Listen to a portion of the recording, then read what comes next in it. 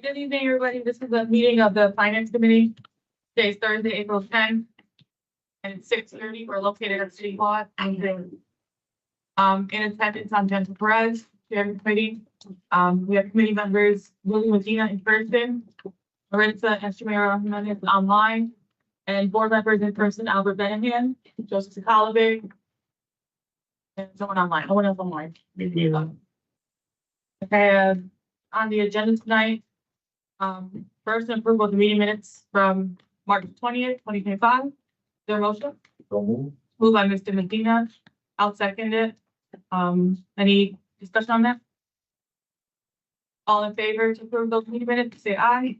Aye. That one passes. Ms. Estremera Jimenez, we have updated the portal with the newest draft of the. I can't, it won't allow me. Oh, we will be uploading the portal, so there is one or two changes on this, so we'll let you know when we get there, okay? Okay, thank you. So the next item on the agenda is the discussion and possible referral to the full board of additional eliminations to reduce the budgetary needs for the fiscal year 25-26. And so I believe Dr. Avia, Mr. Nicole will be presenting on that.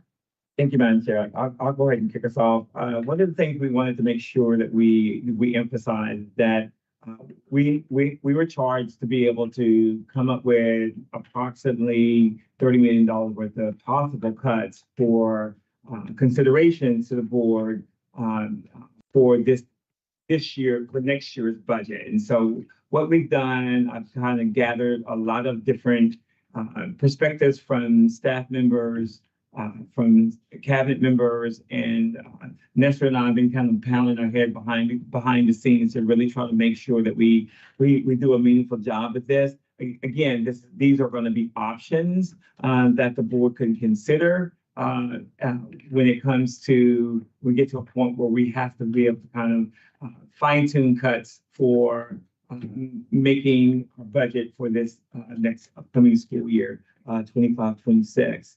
And so I'm going to allow Ms. Nico to kind of go through line by line. We'll talk about it. If there's any discussion and questions that you guys may have about it, we can explore those as we go to each one of them. So Nestor, I'll go ahead and give you the floor. So let the record show that Mr. Woodson joined online as well. Okay, good evening, everyone. What I'm going to do, I'm going to go through line by line, line 1, line 2, line 3, and basically explain the rationale behind or assumption behind each of the revenue or expenditure reduction as proposed here. Some of them are revenue increase, basically is a relief to the budget gap. Expenditure decrease is a relief to the budget gap. So that's the way it works. The very first line item number 1, revenue increase of $3 million. It's an increase of $3 million that the mayor proposed in the mayor's FY26 proposed budget before the city council for approval. So the mayor earmarked additional $3 million for Board of Ed. Do you want it on the screen or? Yes. Okay, sure. The mayor proposed or recommended additional $3 million for Board of Education towards Board of Education budget next fiscal year, which is fiscal year 2026. So that's why we earmarked it there, penciled in there. It will go through the council deliberation, the city council deliberation, most likely will be approved. We hope and most likely will be approved by the city council. That will be a relief towards the $30 million goal that the board had asked Dr. Avery and I to come up with. And for clarity on that, I think May 7th is their date for that approval as well. Just for the record, when the city allocates money to the district, to the school district, this money goes towards what they call the ECS, the minimum education requirement. What it means is that this $3 million increase next year, the city is bound by law to maintain that $3 million to infinity, well, as long as the district is an alliance district. It's an alliance district. So the city cannot in 2027 decide to change their mind and reduce the budget, the district budget by $3 million. They're not allowed, they're locked in that increase on as long as the school district, I shouldn't say as long as, I mean, yeah, most part they to infinity, if you want to put it up. That's the way, that's the law, that's the way it works. So the city, so it's a permanent increase is what I'm basically trying to say to the district's budget. Line item number 2, the elimination of 2-to-1 power, kindergarten powers. The kindergarten powers were reinstated with COVID money or ESSA money. Now that the ESSA has ended, this program or this service should have ended September 30th, 2024, when the ESSA program ended and when the ESSA money finished.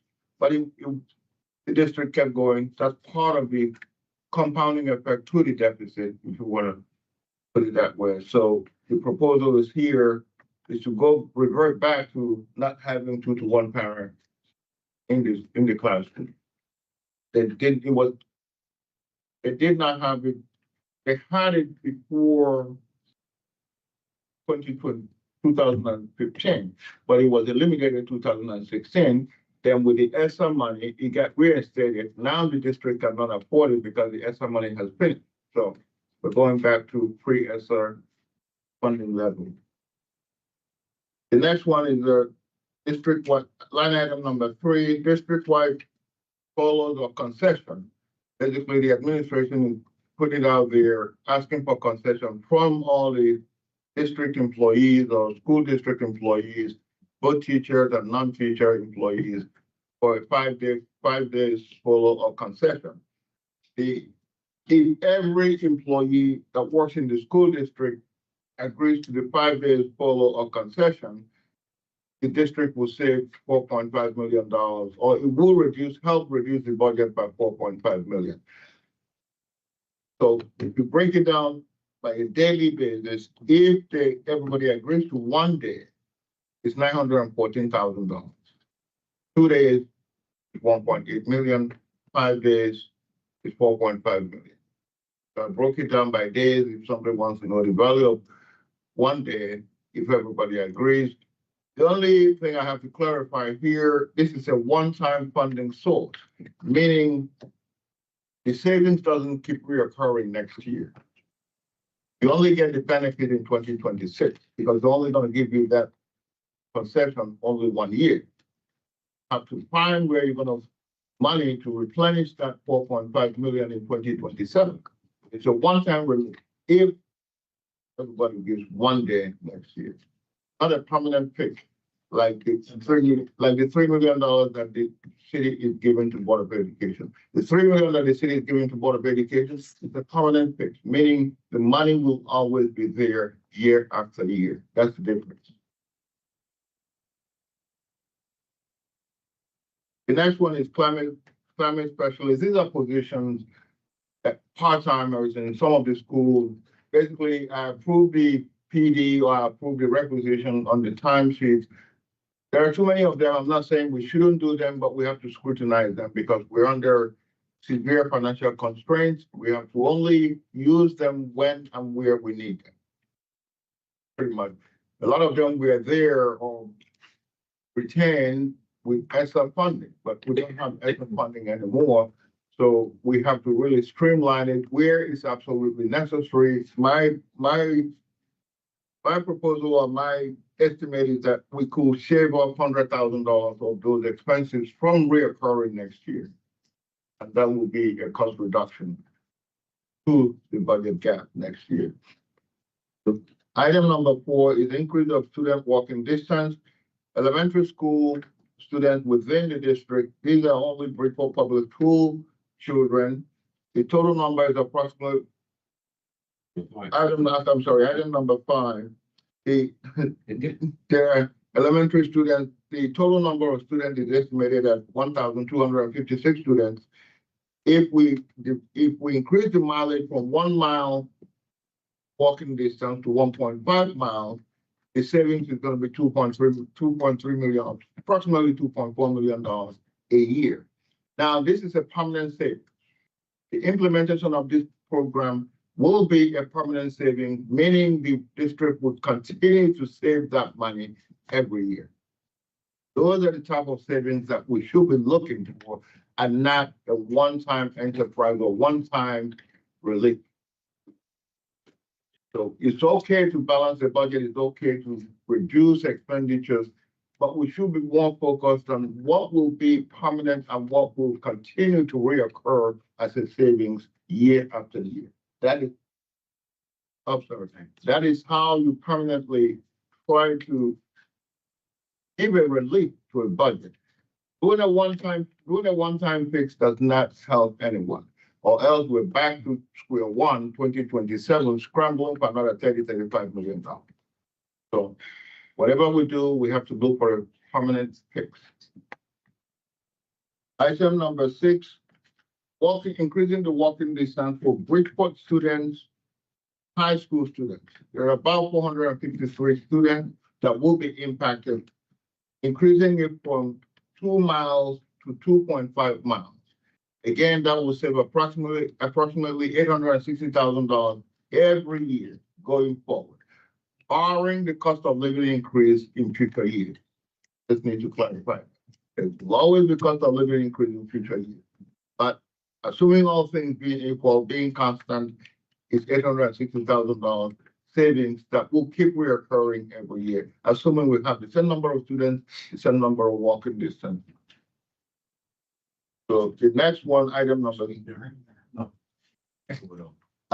7, increase the charter schools in Bridgeport, because the Bridgeport School District is responsible for paying for charter schools, elementary charter school students. They are our students because they live in Bridgeport, but they're not within the Bridgeport School District.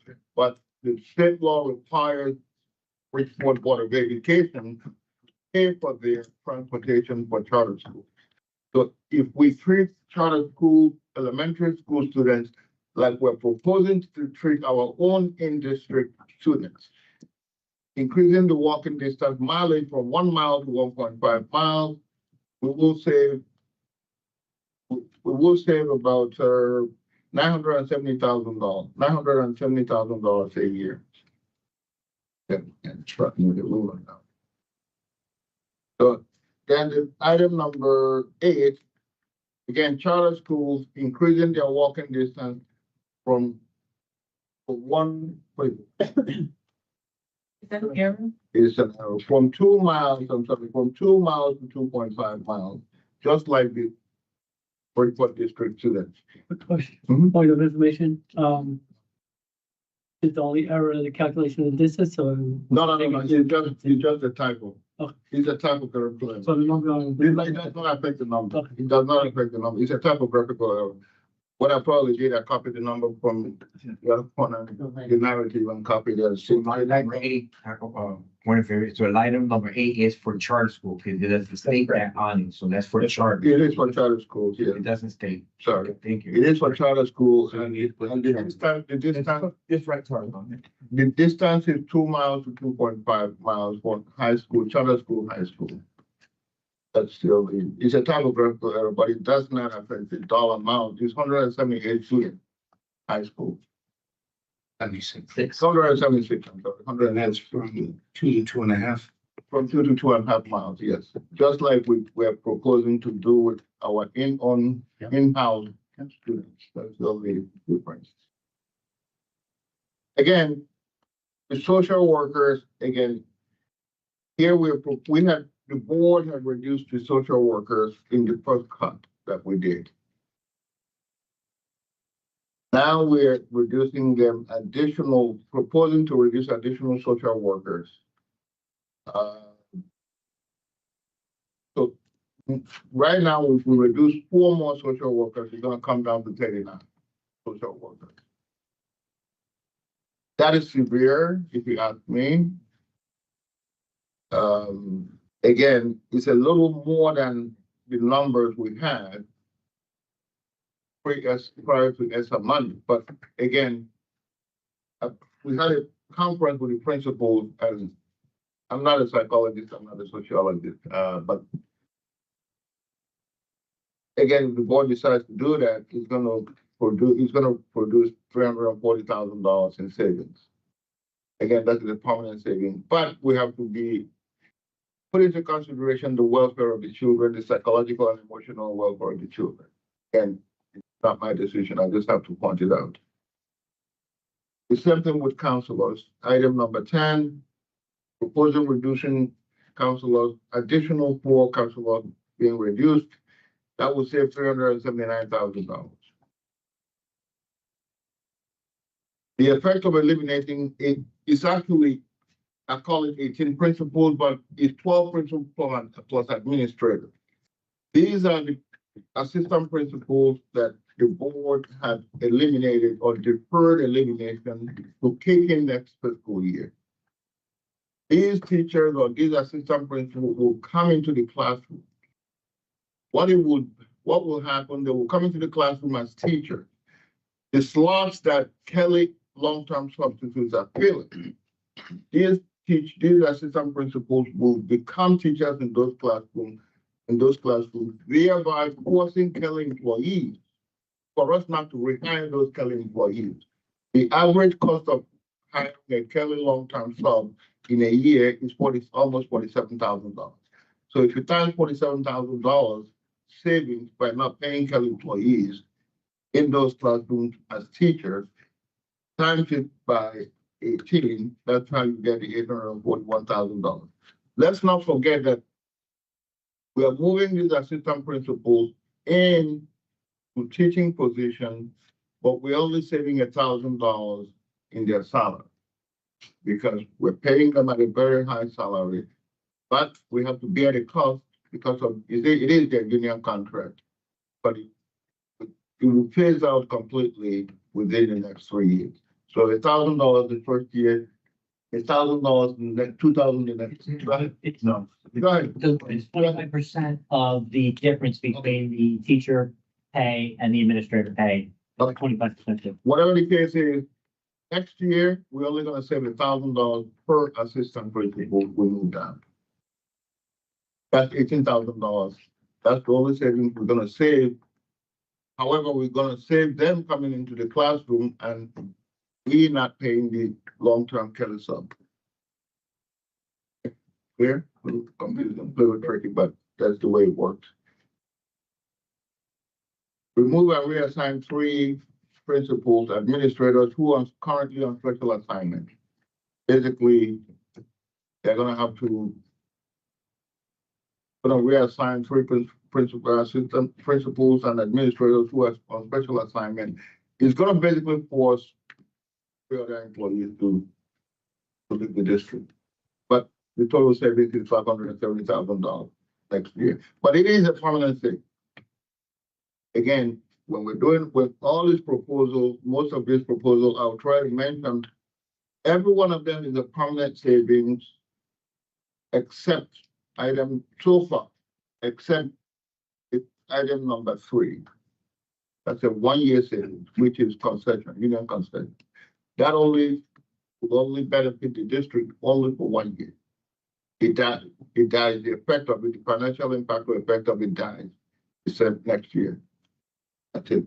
So every other one that we're going through will be a permanent relief, meaning it's a permanent relief to the district budget going forward. Elimination of 5 additional central office positions. That's something Dr. Avery has to pick and choose and decide which of the positions in the central office to eliminate. Comes up to $585,000. Elimination of performing visual arts, theater and drama program, and fame program.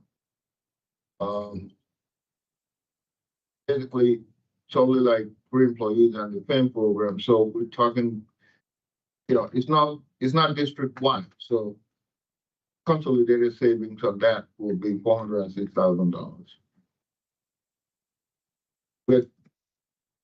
We've been having finance department have been having conferences, teacher conferences or teacher allocation conferences with principals.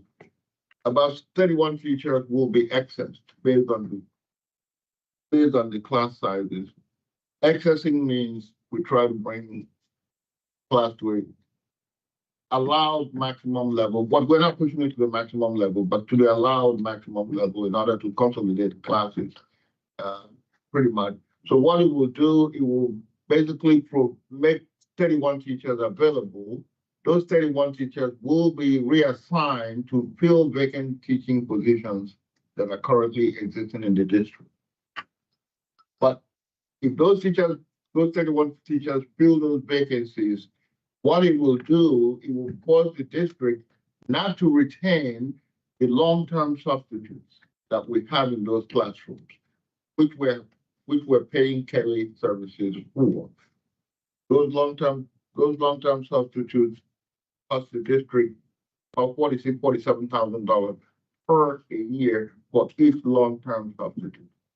So because we're reassigning those excess teachers into the classrooms, we're getting rid of the cost of paying long-term substitutes at Kelly.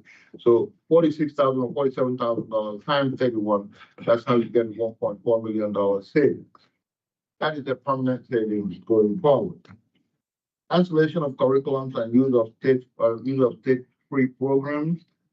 That's Dr. Avery and Margaret Hu and Sangeeta, their specialty, and Chris White's area of specialty.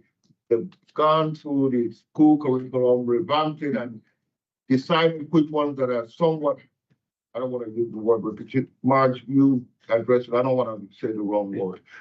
These are items that are planned to be purchased this year, that were taken off, and we discussed these at our curriculum savings meeting earlier in the year in the Finance Committee. Okay.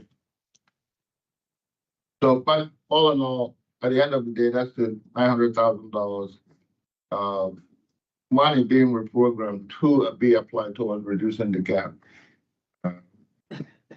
Dynamic software is a one-time software program. We're going to purchase it this year. The expense is not going to reoccur this next year. So it's a one-time purchase. So those funds will be available to be used in reprogram in paying other expenses of other program because it's a one-time expense this year. Reduce council attorney, outside council attorney. Everyone all need to help here. Calling a lawyer is not cheap. One phone call, I think they bill no less than 15 minutes. So everybody has really, the proposal or the whole thing is before anybody called, we got told, okay, before any staff call, any district employee calls outside counsel, they have to get authorization for Dr. Avery. Each time we call, just to say good morning, it's a lot of money. That's the truth. Sorry, I mean, didn't mean it that way, but that's the part. Okay. Move one of the two teachers in the HR department into the classroom, pretty much. So review all stipend payments, eliminate non-contractual ones. Basically, approve stipends being paid to employees. A lot of stipends, some stipends were being paid with grant money or extra money when we had extra money. We had excess money to pay people as incentive to work. COVID is over, extra money happened exhausted. So there's no need. I have to scrutinize every stipend payment before they even fill out the form. Basically, every requisition I approve, every requisition that I approve, I open the requisition. If you're ordering if you're ordering what is not ideal or proper for the school, I reject it.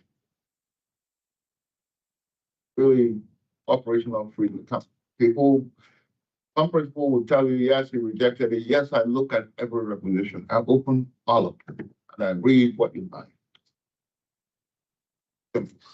Okay. Review all special education, non-medical students, IEP update.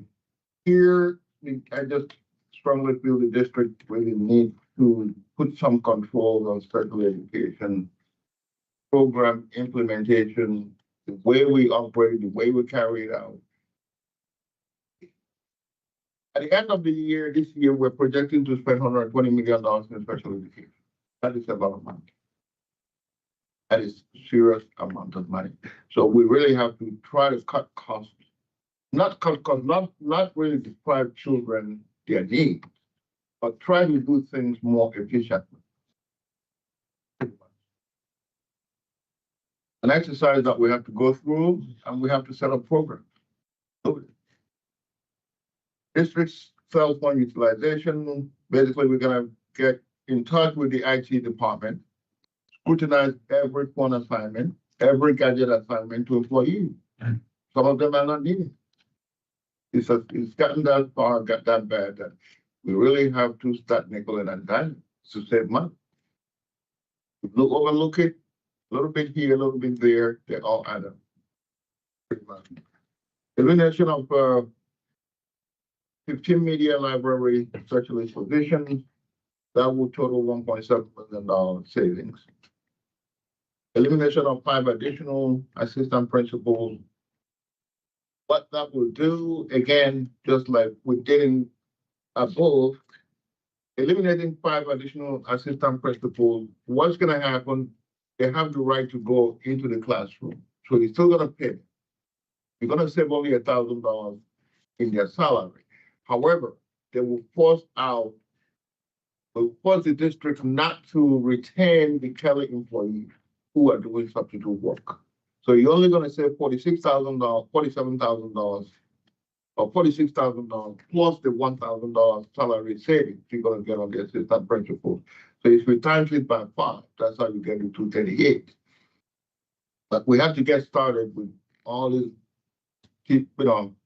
teachers on special assignment and start bringing them in-house. Yes, it's gonna be expensive for 2 years, the first 2 years, but the third year, the full benefit will kick in. After 3 years in the administrative contract, they go to the Your future. full benefit will kick in, meaning they will go back to the level. This year, when they go think we have a savings not of 1,000, it's a 25% again with those, correct? No, These are- this year it's only 1,000. The only other savings you get is you're not paying a Kelly sum. Kelly sum. This yearly salary. So I factored in there, you see the $1,000 salary reduction? I see that. That's plus the Kelly. These are additional, these are You're additional. confused because these are additional. Additional. These are they're not part of the Right. ones for June 30th. Yeah. These are additional, in addition to what the board had already approved.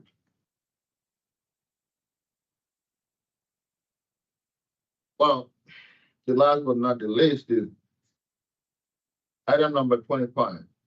Now,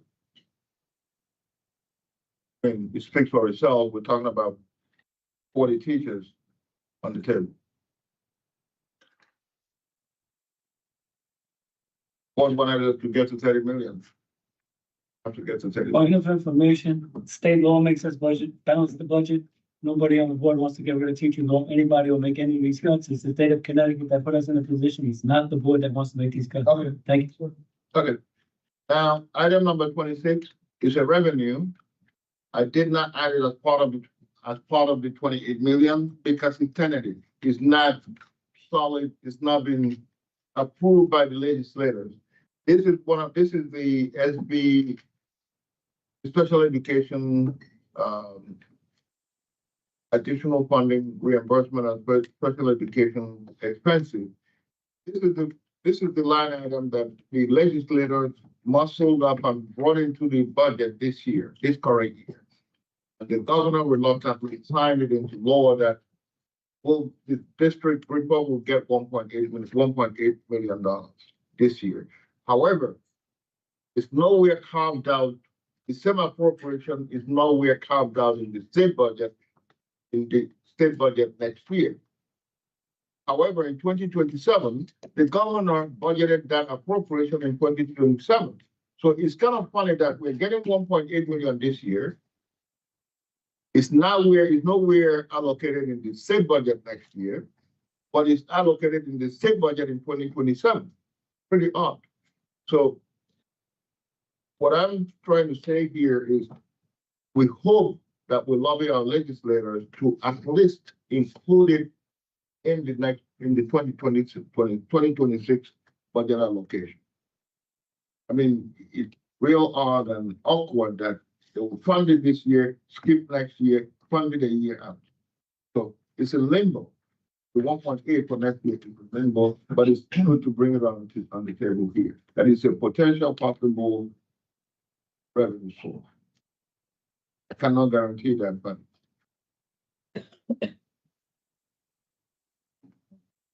The other, we'll go to questions, committee members first. I do have one and then I'll pass it off and I'll ask later the rest. The 3 million in revenue. Yeah. The mayor's office.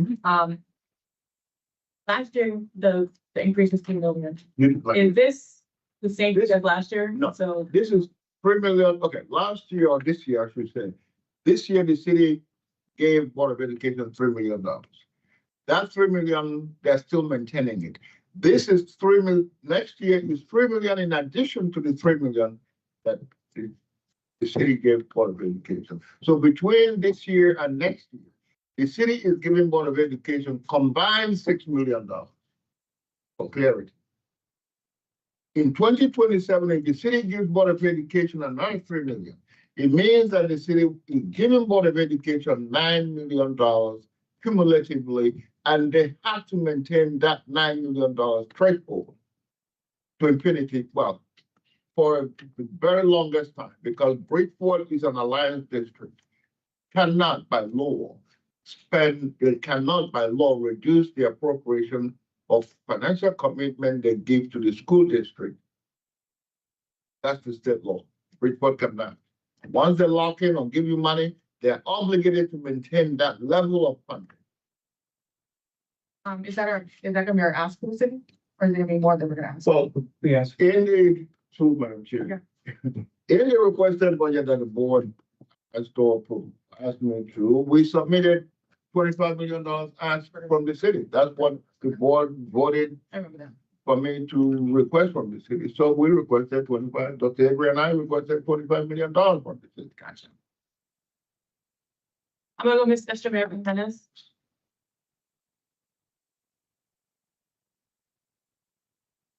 Good afternoon, everyone. I had a few questions. And first and foremost, I wanted to start off by thanking you, Mr. Nuquo, for looking at sustainable cuts. So cuts that are permanent, cuts that, are permanent cuts that, to help reduce potential future years deficits as well. So I know this has been long coming, so I just wanted to acknowledge that and thank you for that. I did have a few questions in terms of the teachers. So we do have teacher cuts for approximately 40 teachers. I do know that there is some attrition. So realistically, like how many teachers, generally speaking, leave the district? Is it around that amount, 40, or or is it more? If I may ask, it's more of a revolving door, to be honest with you, that what you have to consider is the net reduction or net reduction in teachers. As teachers are leaving, we're replenishing, we're hiring. So what you have to consider is the net reduction. Are we less teachers at the end of the year, or are we more? Now, one thing I have to caution here is we talk about attrition. Let me explain how it works. You have 18 assistant principals. You have teachers on special assignment. You have 31 teachers being reassigned. Now you're getting up to 40 something, 50 teachers. That number impacts your attrition because those employees you're moving are going into the classroom, thereby reducing your attrition rate. Okay. Then we already have $4.5 million as operational attrition savings for next year. We have to be careful when we start double counting numbers that will not materialize. Can't just keep reducing, counting the chips, not realizing you don't have enough chips. Yep. So to answer your question, we've already taken that attrition number you're looking at. That's some of the savings you're seeing here being brought into the classroom to fill those slots, vacancy slots in the teacher slots. And we've already taken $4.5 million in attrition during the course of the year as a savings. So at this point, I wouldn't want to increase attrition because you might increase it beyond unrealistic number. That's not attainable. It's easy to apply credit and get a credit, but paying it can be a problem. So, yeah. And Go ahead. every late spring and early summer, we go on kind of a hiring blitz to make up for the teachers we lose by attrition. So that's going to come into play with what Mr. Defoe was talking about, and as far as what we're actually hiring based on the attrition that we're having and the cuts that we're being forced to make. So it's going to be a constant kind of reevaluation as we go through to see where those numbers actually lie. But typically, it's higher than 40 that we lose Yeah. through attrition. So is it safe to say I just want to make sure I understand this properly. For more than 40 teachers leave, we will not fill 40 slots. Is that correct? No. True, Madam Chair. As teachers are leaving, we're hiring teachers. So Okay. net, we might, if 40 teachers leave, we might hire 30 teachers. So that 10 vacancy is what's factored as attrition savings. That's part of your 4.5 million credit we're taking to reduce the budget. So we're already eating the savings. With that 4.5 million we applied at the beginning of the gap closing measure. It's not here on the very first spreadsheet. If you look in that spreadsheet on that gap closing measure, before we get to this $30 million, there's $4.5 million attrition savings factored in already. Okay. We should not forget that number. Doesn't exist. We already used it. Can use it 2 or 3 times because it doesn't exist. Or you double count your savings that you're never going to attend. Yeah, certainly don't want to do that. I did also want to mention, I know tonight we're going to be voting to vote on these on the board, to pass them through the board, but can we post the list? Because I think although tonight we're making the vote to vote on these on the board, it's really important for the community to understand every single line item that's on the table. And in my personal opinion, I think we have a fiscal responsibility to balance the budget, but the options that we have to take and the decisions that we have to take today are atrocious, and they're horrible for our children. We're literally running this district to the ground. And I think it's really important for parents to use this list and begin advocating. I know there's been many advocating efforts already, but they need to have what's really at stake here. We're going to potentially vote on $28 million worth of cuts, and they need to articulate every single piece that is on the table for a cut. Would we be able to post that?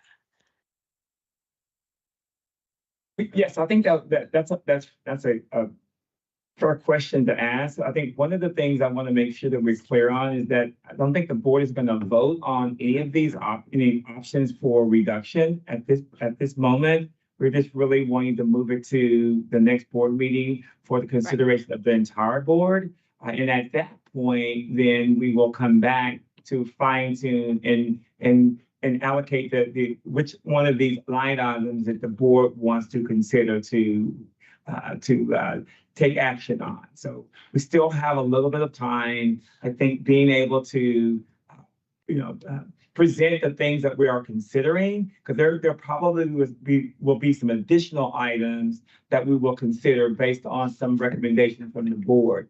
I think that was a part of this whole conversation, is that administration provides some options, and then if there's any additional ones, the board could provide some of those options as well. So, again, Madam Chair, if that's desired of the board, I think that would be very important for the community to tap in. I'm sure there will be many articles in the morning after this meeting that's going to put it right there on the front page of what we're doing and how we're doing it. And so I think we will do our due diligence and put it out there first. And again, that's one of the reasons why this meeting is being held today, as we take the whole entire options and recommendations to the full board on Monday when we return from spring break. That sounds excellent. The last thing that I did want to mention, thank you for that, Dr. Avery, is can we at some point in time, assuming that we get the funding, SB 1511 passes and we get funding, can we do have the opportunity to withdraw if some of these items are voted to be cut? We do have the option to withdraw some of our decisions.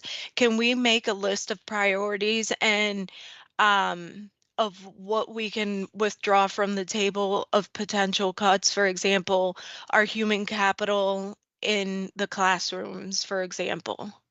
Absolutely. And I think that is, I've already kind of gotten if you look at the letter that was submitted to the senators yesterday or something. I have a priority list for how to use the additional dollars if we were to get that $57 million. I kind of grouped it a little bit, but if you read through the lines, a lot of the cuts that are the potential cuts here are going to be brought back in those allocations. And so I did that purposely in order to make sure that we have options. So if the bill is passed, then we will be able to, have the $30 million to offset, the budget, in addition to bringing some of that back in order to make sure that we make our teachers, our administrators, our counselors, social workers whole. And we will start with that priority first. Yes, ma'am. Great question. That's everything I have. Thank you. Regina? Through the chair, are we gonna go line item by line item to discuss these, or are we gonna be just? Ask any questions right now? Question. Okay, just to piggyback on, Maritza's, last question is, yeah, we, the board, actually already had set some things in line to be the first things to be, put back into place, when we get these funds that we're continuing to pray for. So we are the ones that make those recommendations and decisions to who we want to bring back and what we want to bring back, speedily. I have a whole bunch of stuff here. I apologize. Eliminating line number 13. Eliminating 5 additional central office staff. We have the number 585. How do we come up with that number? That's the average salary. It depends. You get to authorize. Now, okay, 585.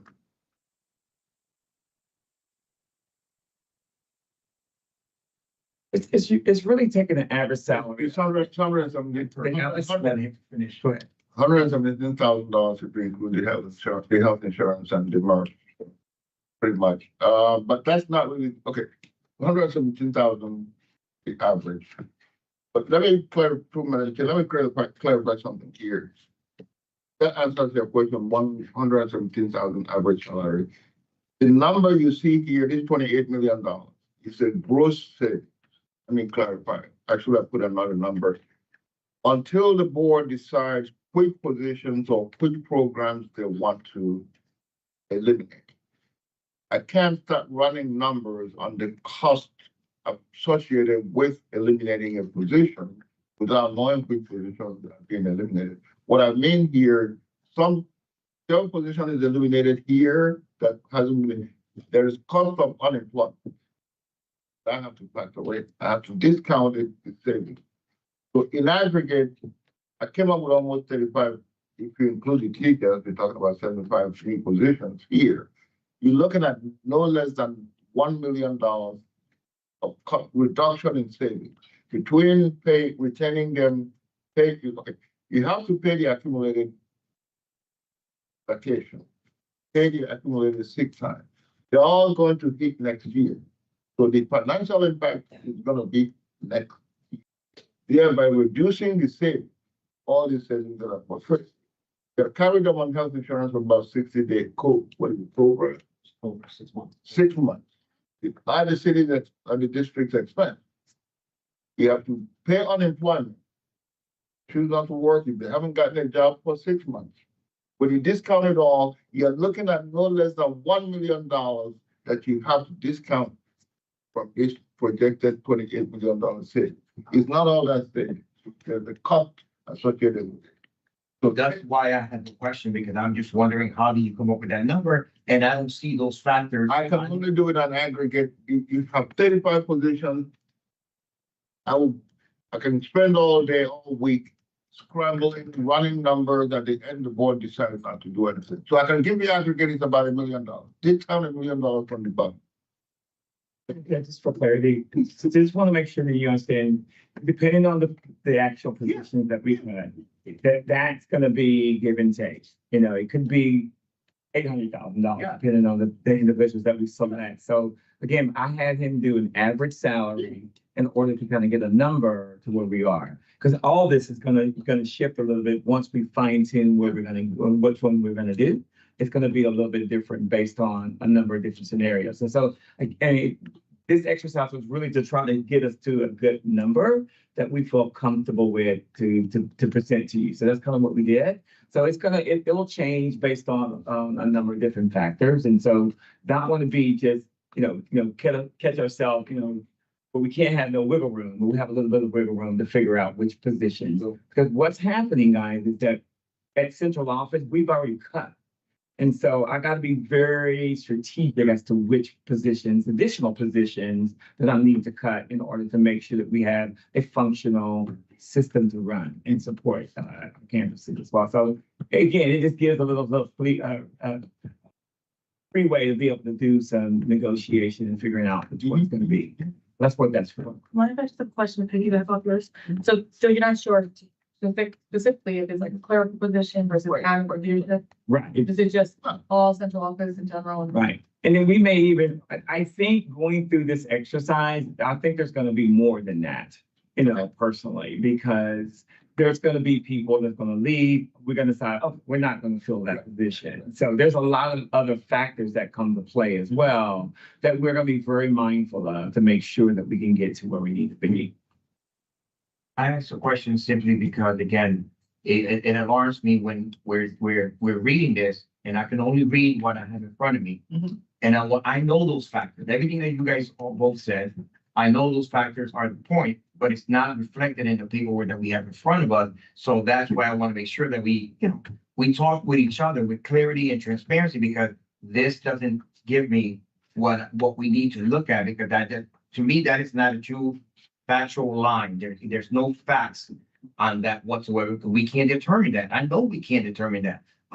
So I just want to make sure that I, put it out there and ask that right away. Line 16. Can I piggyback off that? Please. So, Yes. sorry, but as you say, that makes me, if this is on the line, so when you come up with those positions, is it possible to come up with at a minimum 585? Yeah. And Oh, yeah. possibly That's the more than minimum. that. Like, you know what I mean? That's That makes sense.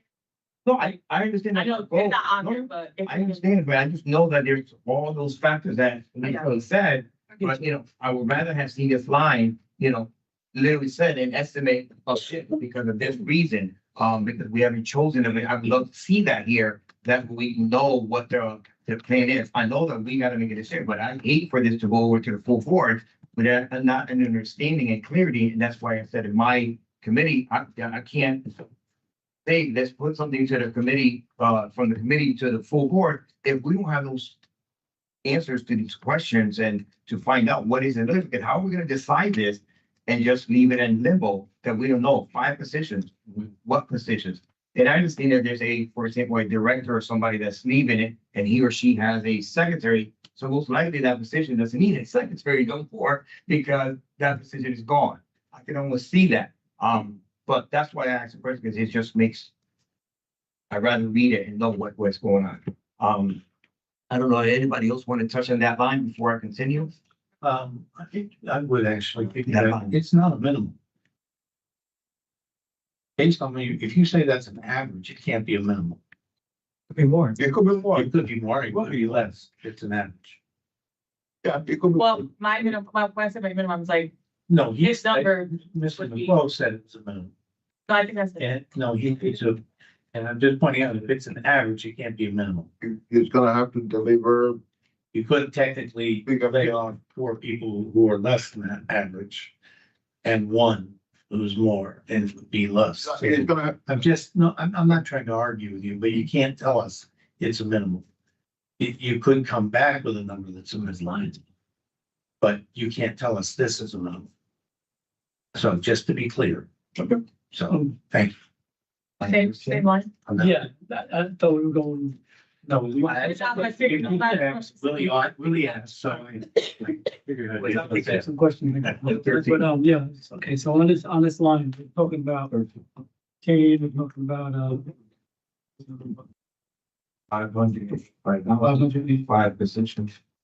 positions, we're talking about, so an average of 117,000. And if we subtract the health benefits, if they're in line with the other ones, we're talking about probably an average of about $92,000 salaries. So these averages are computed with probably mid-level staff in mind, rather than upper cabinet positions.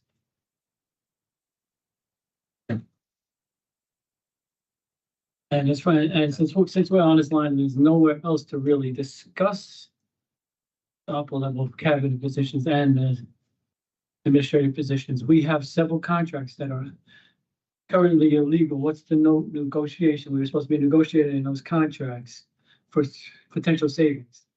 Is there any potential savings out of the contracts that we're supposed to be renegotiating? Because we aren't only renegotiating the people that are leaving, we're negotiating the people who are here as well, and we're signed contracts that were not approved by the board. If that's happened, we're still in the negotiations, so That's that might be taking additional place. savings. Right. Okay, that's all I want to raise up on that line. So. Back to you. We're not doing line on All line. right, yeah, no, but y'all put it on line. They have line 13. Do you have stuff on line 13, guys? I do. Okay, go ahead. And I kind of wanted to second what Mr. Traber was saying, that if these are averages, there is an opportunity for when the numbers are solidified for them to be under. So my suggestion or my comment around that was, can we make sure that whenever we're going and actually selecting the roles to be cut, that they are at minimum what this estimated average is, and not fall under that. Yeah, that's kind of what I was trying to go for. Yes, Okay. ma'am. Thank you. And Mr. Woodson, you have on the same question, on the same item? Just a comment. I just were just thinking back of on reading something in the report on us losing administrative positions and the effect that it'll have on just being able to, like Dr. Avery said, to function. So I just want people in this committee to keep that in mind as you talk about making cuts and not replacing people and stuff like that. You know, I think I did see that on that report. If not on that report, maybe in the newspaper or something. So just be aware that the state is keeping an eye on administrative positions. You know, it's not, people think that it's all about the classroom, but it's not just about the classroom. You need administrative positions to help those classrooms function and make sure they're keeping and you know, just abiding by the laws. Thanks. Line number.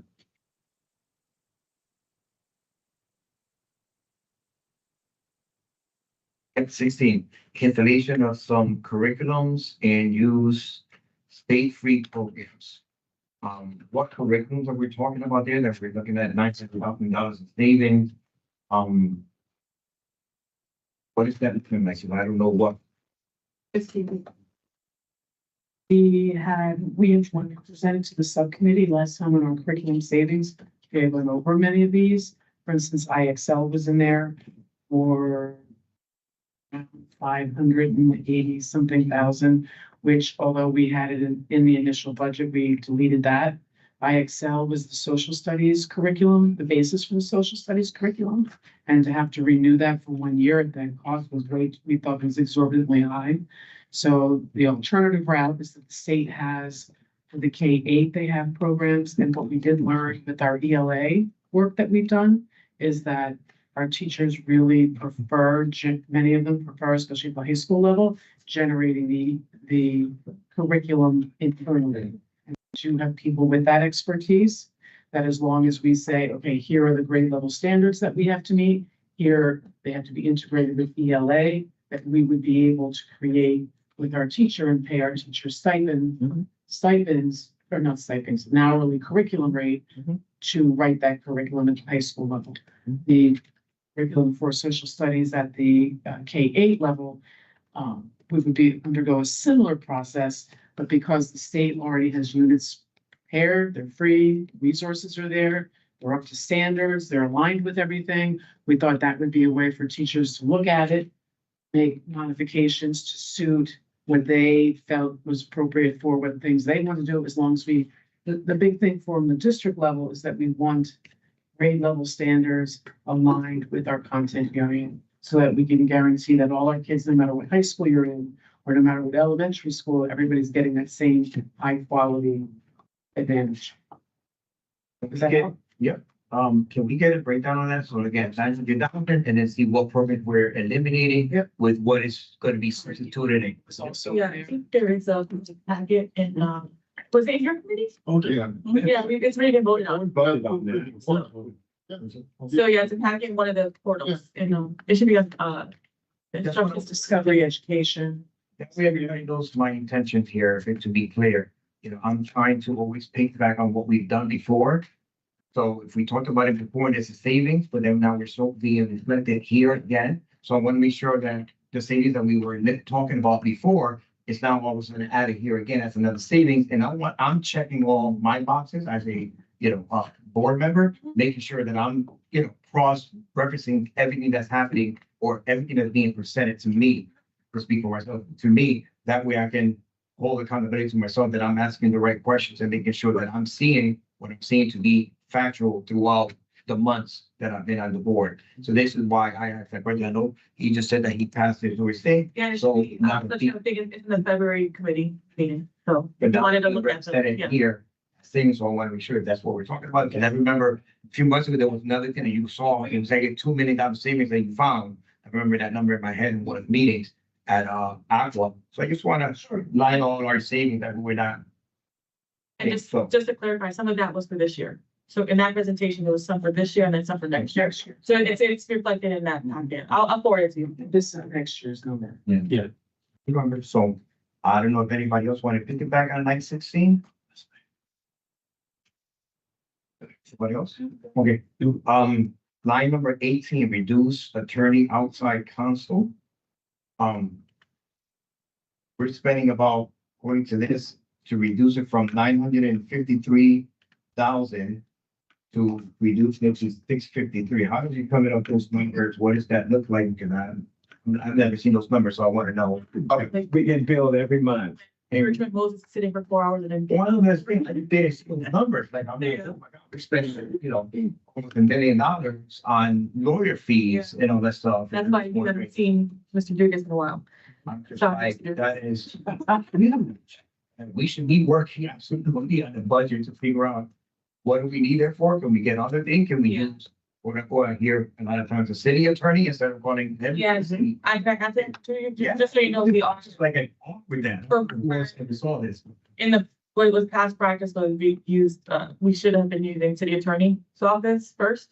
And we weren't, we were using Richmond Moses. So our first phone call right now is city attorney's office. We're not, and if there's something that they cannot do and they have to outsource, they will do with our approval, but we're going forward with using the city attorney's office, and that's it. So do we have like, somebody put down here, Mr. Newell, a $300 savings that we're trying to, cut with all that. What is that, compute with hours? How do we come up with $300,000? I'll say $500,000 instead. But I'm just saying, how do we come up with that number? What does that number consist of? Do we know that everything? Are we gonna try to limit our hours to this amount of hours of services? How do we come up with 300, or you come up? When it comes to legal services, if a falls into it, when somebody, mom falls, paid out of legal service. Have a grandma went to pick a grandkid up, they've been tripped, pothole fell, we settled her. So he paid out of there. Those are unavoidable. What we're talking about here is a counsel fee. Anything you can go, I'm not saying everybody should be a lawyer, try to be a lawyer. Some of the things you can Google and get an answer on the internet. But calling a lawyer, make a long story short, I look at the invoices, I approve the invoices, I see the sequence of call and dealings and minutes and all those things. I told her I said, everybody should not be feeling like calling lawyers or talking to them. They have to put in their effort to use. Just to clarify, Bertrand Moses is the board attorney, not the city's, not the board, not the Berkeley Public School. But each time you call them, it's not free. I'm not saying we shouldn't use them, but we have to put checks and balance. I'm not saying again, that as chairs. But failing the car. Lawyer, so we're the one who. Well, you're talking about actual other attorneys that, Okay, so yes, there are things that will need attorneys for. The district is sued, for CHRO or different things like that. We'll need the attorneys. City attorneys in the past have proposed that out to Moses. So there's still a need for the attorneys, but I think what Mr. McBall was saying is reducing the times you're calling for just advice for Bertram Moses should eliminate. Yeah, well, that's why my question, elaborate maybe, or just put it more simpler. That's why I asked. We came up with $3 million. How do we come up with that thing? My question was, what are we trying to do? Reduce the hours? What hours are we trying to reduce? Because I'll be looking for those statements of last year that we're spending 953 to see how we're spending that money. Was it on lawsuits? Was it this? Or was it just, like you said, you say good afternoon, that's an hour. The minute every minute counts. So I would like to see that because we're trying to save $300. Can we save more or because I'm trying to save more teachers. So if I can save $500,000, yeah, absolutely. I just want to know what hours. How did we come up with $300? Somebody came up with $300 with their weight. We need to see a statement of billing for the last year. And I think if we see a statement of billing for the last year, you'll see that we had an excessive dependence on Bertram Moses in 2024. Yep. We had an attorney from Bertram Moses sitting at every meeting. We don't do that anymore. I think you'll recall that very shortly after you took over, I recommended you call the city attorney because it was free for legal advice. We're not allowed technically to call Bertram Moses. We do it through the chair. Just to be clear, Mr. McFlow. And so that would be through the chair. We don't pick up the phone and call Bertram Moses per se. And nor should any administrator be picking up the phone and calling Bertram Moses. So that's a limited option to anybody. But last year, there was an excessive use of Bertram Moses, and we should see that bill, but that should be reduced significantly this year. And we should see, I think, that's where that savings comes from. And so let's see, by looking at that bill, this should not be this year. And I don't believe we have any significant negotiations this year, which would be the other place.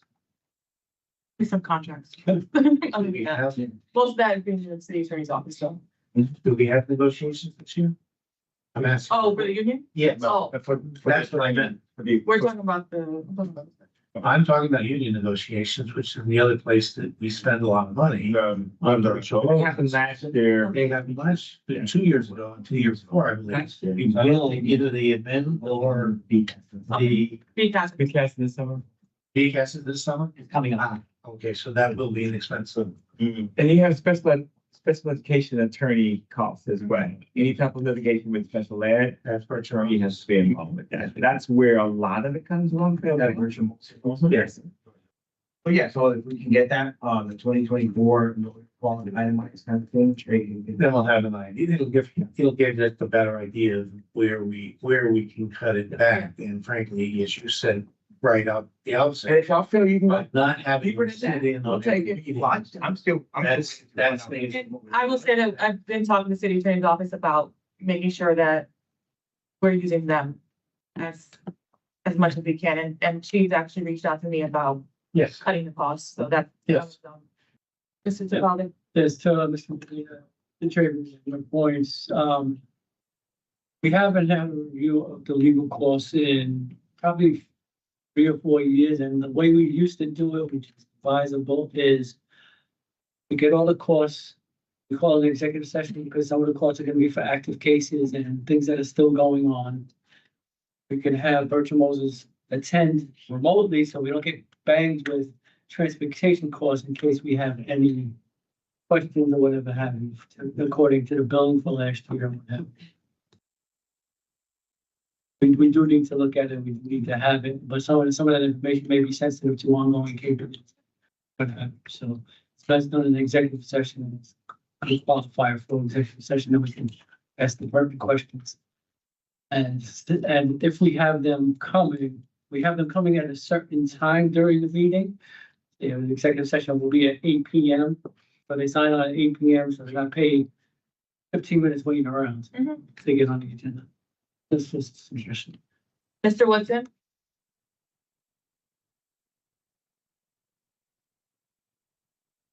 I was just gonna ask, do the cases we have going on now affect the cost of, was this year, or will it go to the next, year? The things that are going on now. next year's budget and next year's. Next year's budget. Probably both. Yeah, A little bit of both, because some of it. Cases? Yeah, any ongoing, like. we've already paid down. Any work they're doing this year. They're billing monthly, so. They bill monthly, they don't Big bucks. they don't hold back. Once Yeah. end of the month to make sure they send their bill. But anyway, I mean, that's just the way it works. All right. Okay, thank you. And if you're late, they will remind you. No. So anybody else on 18, just in case, line 18, anybody else? What's next? Once, twice.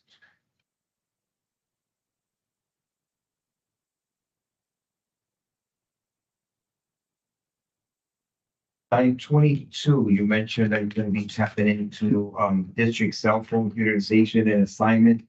And there's possibly a $50,000, savings there. Do we know how many cell phones that we're talking about there? What do we, you know, says reduction in cost, but I don't. It's a it's a project that, okay, we had, he has decided that he has to implement, we have to hold the ideas director accountable. Doesn't matter, every phone, every cell phone, if nobody's using it, person has left the city, we cut off the line, we got basically audit of all cell phone inventory. Every IP address that hasn't been used in a year, turn it off. All those things cost money. All the little gadgets, we have to really, on the city side, we did those things.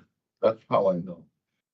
We saved $200,000 on the city side. Let me add, one of the things that, through this process, guys, we tried to figure out what we can do. He put $50,000 because when you renegotiate a contract for cell phones for a district like this, you should have some savings with the cost of individual iPhones run $1,000 a piece. And so there's things and ways that we reduce that number. We hadn't went through the exercise to go to the fine tune that you're wanting us to do it. We haven't done that yet. So, but we just kind of, in our minds, estimated what we could do, how we can save, and what we thought we were going to be able to save to put this line item.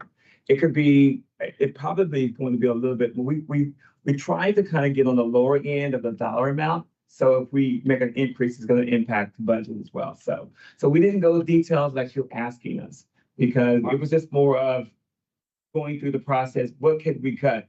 Cell phones, I carry 2 cell phones. One's my personal, one's work. And so do everybody need 2 cell phones? Maybe not. So we're trying to figure out which staff members have them first. I mean, I just got a list of everybody in the district has cell phones, cell phones, iPads, things like that, to where we could reduce, and save dollars, because that's what we're trying to do right now. So we're going to go through the process. We'll have a little bit more detail. If you guys say eliminate cell phones, I will get Sprint, Verizon, whoever else to give us a quote on district-wide cell phones and what we can do to reduce that cost. And I guarantee you, because I know the city has, who they like, Verizon. Verizon, we have T-Mobile, and they will compete to reduce that cost. And so I feel we are going to be able to save a lot around that $50,000 mark. Cell phones. So, Madam Chair, the reason why I put it there, the city side did basically, they get their iPhone from Verizon free of charge, because we're subscribing to Verizon. The agreement there, we don't get iPhone 16, I don't know what version iPhone there is today anyway. They don't go for iPhone 16, they just go to Verizon, and Verizon gives them 2 steps down. If it's 16, they give you 14, but it's free, but all brand new. You can't, I'm sorry. So, Okay, I know some companies with that, say they'll give you a stipend. So Right. your personal cell phone, you just had to use it. We didn't give you $50 towards your cell phone bill instead of paying whatever we're paying now. So I know some companies do that. Like my wife, some jobs that I've had, they will give me a stipend for my cell phone, and I'm going to be using my phone, thing. So it's just, I just wanted to know, like, what are we looking at? yeah, so what I'm trying to say here, by not paying the mobile for iPhone or whatever cell phones we're getting, that's more than $50,000. And then I don't know if anybody else want to pick back anything on line 22. And on line 25.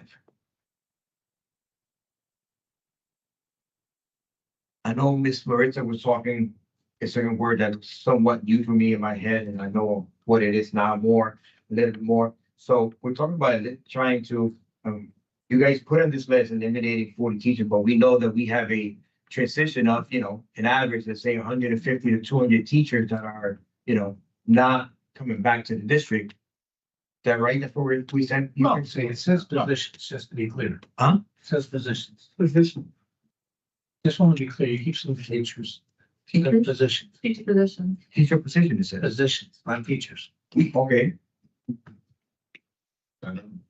If there is a difference, I want to make sure. There is a difference. Okay, there is a difference the between point. teacher and teacher positions. So somebody please enlighten me a little bit more. There's not a human being that's going to be eliminated. There's a position that's going to be eliminated. Where there's likely not going to be a person working because of turnover. Got you, okay. That's what I want to make sure that I'm not thinking, this makes no sense. Perfect, okay, thank you, thank you. I appreciate, no, listen, I'm with you, because I want our teachers to think that we're saying that but I appreciate that. So we're making sure that that's going to be the thing. I'm not good for right now. Yeah. Here. And let me be clear. That's not really even realistic, guys. But we got to make sure that all the things that we feel that we'd be able to get a large amount of money is on the option list. So again, it's not going to be something that I don't think we're going to. Again, I don't know. This is an opportunity for us to really kind of understand the dynamics of the district and figure out what we're going to be able to do or not do. So, Thank you, Madam Chair. Right, going back up to the three, district-wide furloughs, 5 days. That's 4.5 million. Has that been negotiated yet, or is this, absolutely not. okay, so that could be, Absolutely. that could be a no. Absolutely. And I've given both unions a courtesy regarding the possibility, and I'll left it at that. So it wasn't anything that was gonna happen or not. But remember, everything has to be on the table in consideration. And so that's kind of why it's there. And so we have not even really even entertained that opportunity. It was just more of a courtesy notice of it's going to be on the list today, and I didn't want anybody to panic. 4.5, okay. Anybody have anything on that before I move on? Right? Yes. Good. We have a backup plan to replace that 4.5 million, to replace that savings. Should all the bargaining units not agree? Going down to 25, Up in 25. going to number 25 for consideration. Both those numbers bleed into the savings, 3.4 plus the 4.5 for $7.9 million savings, so that 4.5 savings. Anything that doesn't, go through on this recommendation list, you're gonna have to deduct that from the current $28.1 million. So if we don't get the 4.5, you'll take that away from that 28. If we don't get the 3.4, you're gonna take that away from it, then you're gonna be that much of a deficit. So we have to figure out some additional things that we're gonna have to go back to consider. Okay, so that's kind of where we are with that.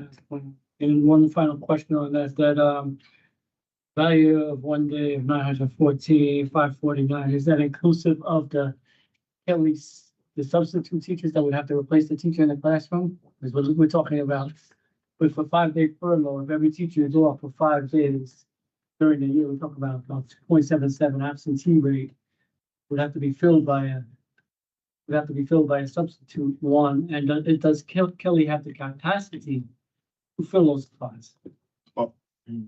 Whatever. Go ahead.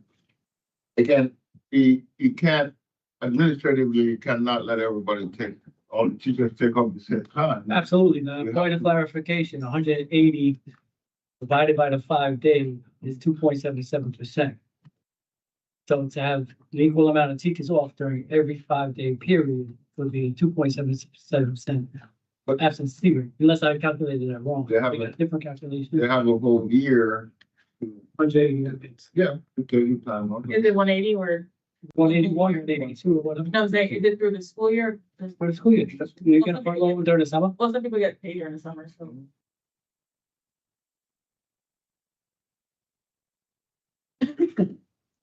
It doesn't make sense, like you got opt to take in the summer. We give out a paycheck. Just in case.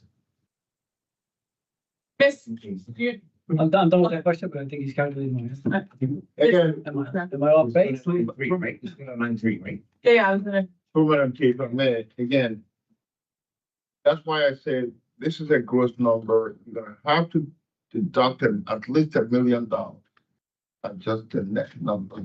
I can't. There are some costs associated with some of the programs. That's why you have to deduct $1 million of the $28 million savings. So Approximately. to clarify, my second question is. That's when it hits you be 27, when you take out that $1 million negative effect. The clarification to my question, that's not inclusive of the substitute that would have to be replaced. No, because that's part of the $1 million, approximate $1 million that I use that needs to be taken out from the bottom of the 20. These are gross numbers. Miss Estromera? Yes, I just had a quick question about the principals. Last board meeting or one of the board meetings, I had suggested that we do a quick survey to the principals and administrative staff to determine if they had ideas where we can cut, and kind of wanted to know if any feedback came back and if that was considered as part of tonight's proposal. Yes, ma'am. What happened was, we sent out a survey, that at the administrative council meeting this month, I told the principal, I didn't have a lot of responses to that particular survey. So at the administrative council meeting the next day, I sent the survey out again to make it anonymous so that they will have some time to go back and fill it out. That survey ended this afternoon. And so we'll take another look at that as we bring this back to for additional considerations and additions that we were going to add to it. But we did look at the responses that we had to make sure that some of that was also considered for this proposal as well. Yes, Very ma'am. So good. we're gonna Thank you. follow up on that again. Yes, ma'am. Thanks.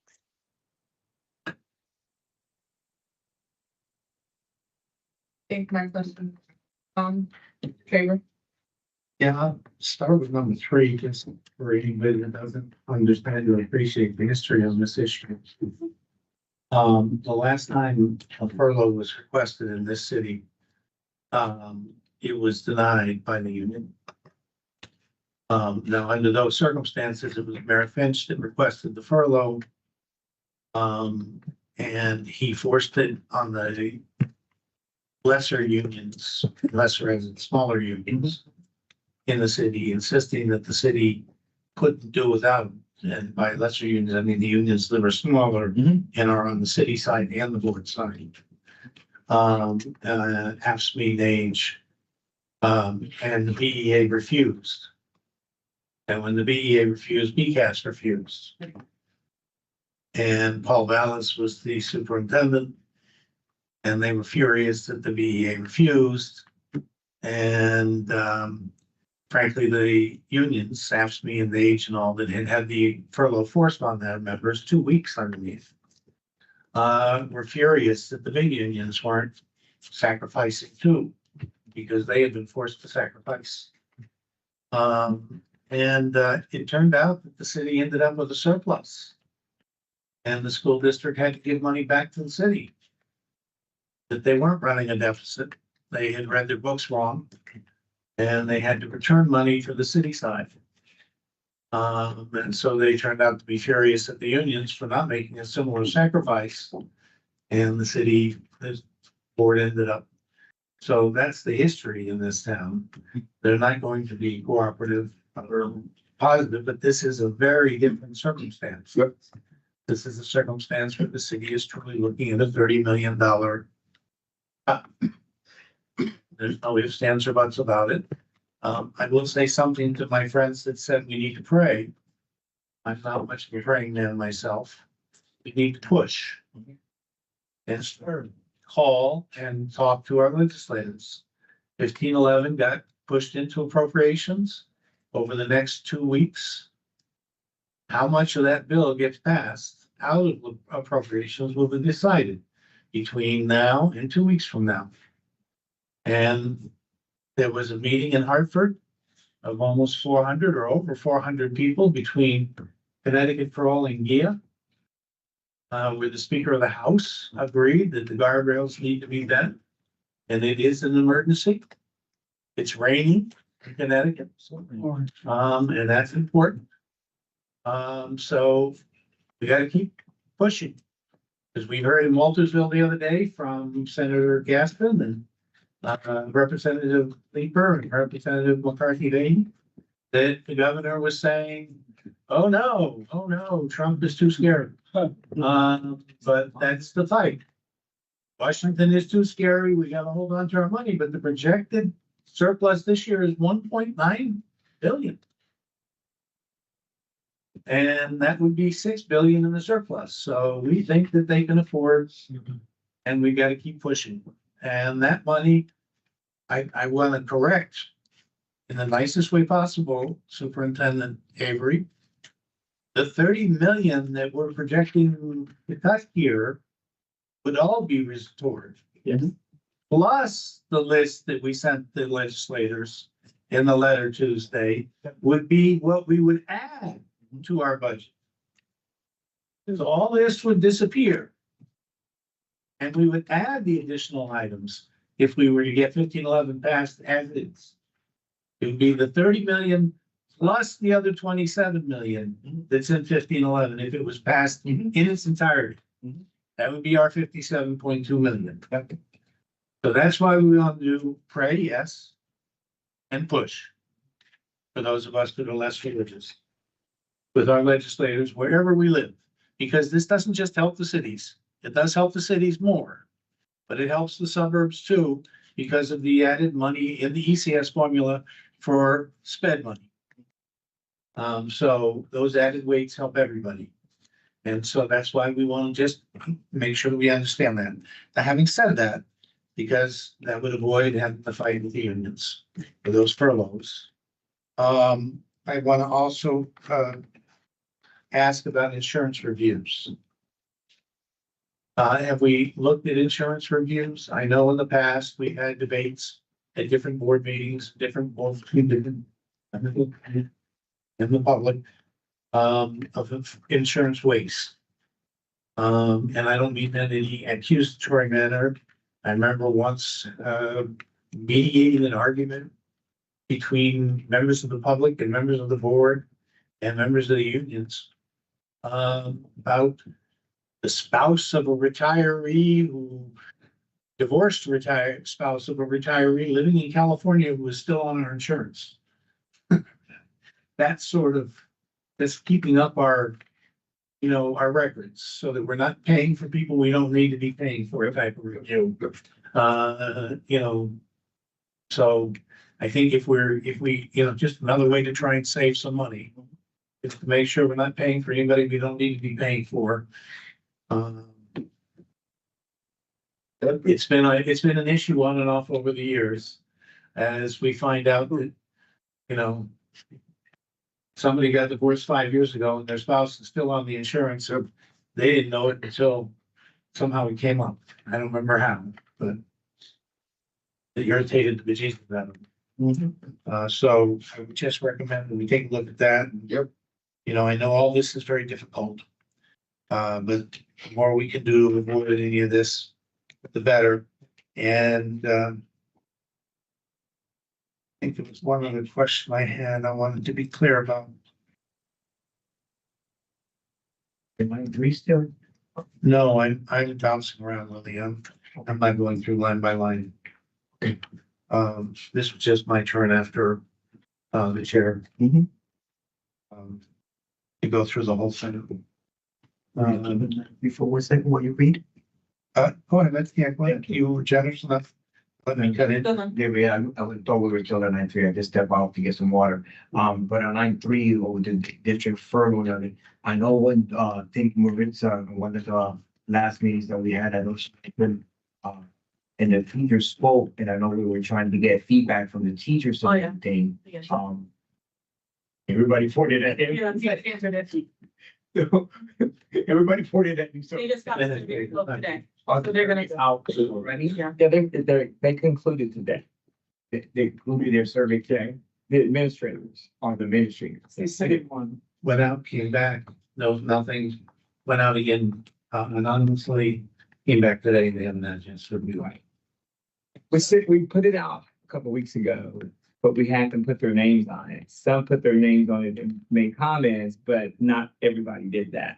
So at the administrative council meeting, when I discussed it with the administrators, I said I would resend it where they didn't have to put their names on it anonymously and then resubmit. So, but the end day was today. Gave them a little while. Okay, so we're back out and gave them an end date of today. Yes. The one other thing I wanted to mention was, in the summer of 2023, the board passed a motion to work on establishing something that I saw, if anyone had a chance to read the article from New Haven today, an ideal staffing level. And New Haven had done an ideal staffing level. Joe will remember this. they had done a whole study on if we had all the money we needed, how would we staff ourselves? Yeah. And they had worked on it collaboratively. And we passed a motion to start work on doing something like that ourselves. It died after we passed it because we changed leadership in the summer of 2023. So it never happened. But I was reminded because they had that chart at the back of the article showing if we had the money we wanted, how would we be staffed? And it's sort of what we're doing today is sort of the opposite. Without the money we need, what are we going to cut? But what you did in your letter to the legislature is sort of talk about, well, if we had this kind of money, what would we begin to restore? That was meant in the summer of 2023 to get us to start looking about, wow, if we began to get some of that kind of money back, what would we start to do? And that's really what I wanted to sort of the yin and the yang of the position that we find ourselves in is we're looking today at the worst case scenario. And as Joe said at the outset, not the one we want to be looking at. Nobody sitting here wants to do this. We all agree on that. But it's the one we have to do by law. It's our responsibility by law. But we also want to be doing everything we can to not have to do this. So I want to give Joe's statement. Yes. Just to piggyback on what you're saying, I think that's the whole part of everything that we're doing. This district is going to have to reorganize everything that we do. How do we do it? How do we staff buildings? How do we staff central office? What do we, we have to automate the district. I mean, we do everything antiquated. We do everything with a file or folder or something. When you streamline for efficiencies in a district, things work so much better and you don't need as many people to do it. So we got to really think through that piece of it as well. I mean, like finance department, you can streamline a systematic system that talks to finance, talks to HR talks to purchasing. We do payroll. There you go. It's like, but we do that all in individual silos, and that just it takes a lot of staff to do it.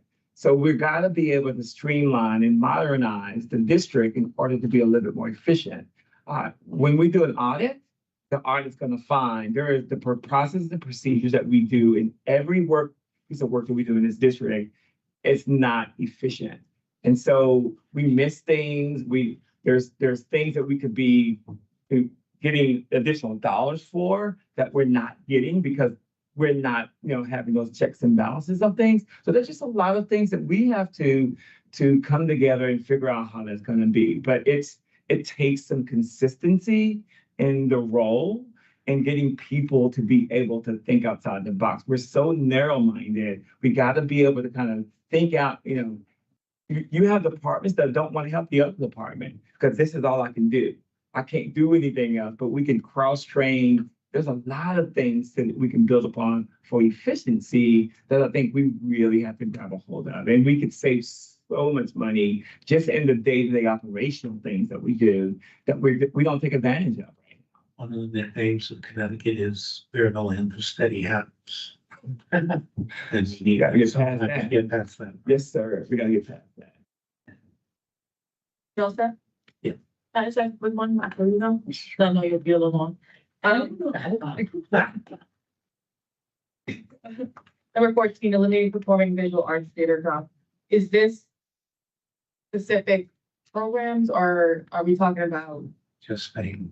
Is it just fame? It's a combination. It's, it's positions, it's fame, it's just a lot of different things that we kind of try to consider. Fame is about $35,000.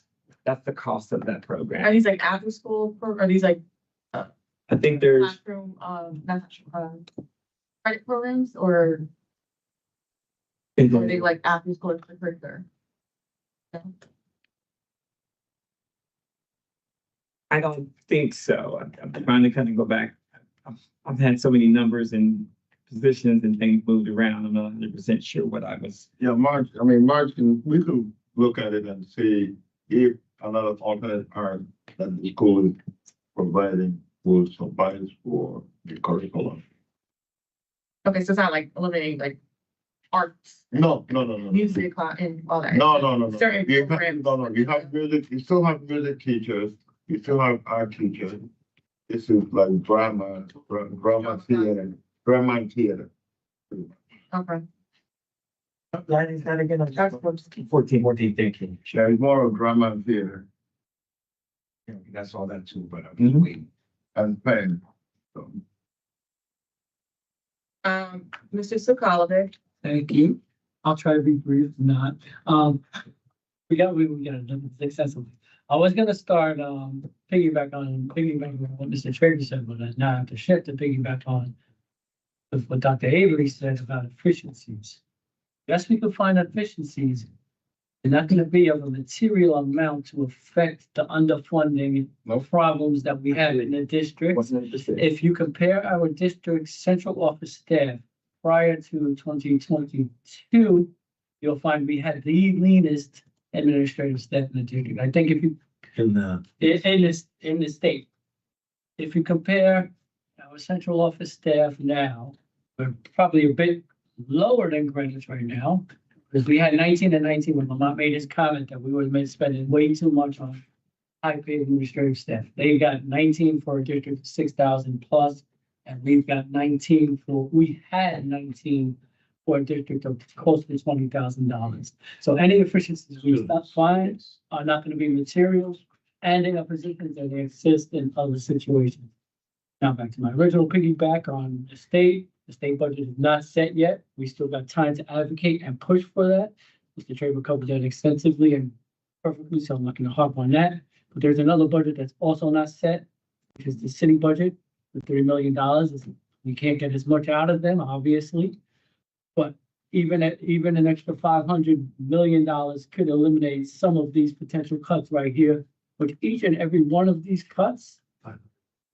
I'm sorry, 500,000, thank you. Each and every, well, yeah, give them $500 million.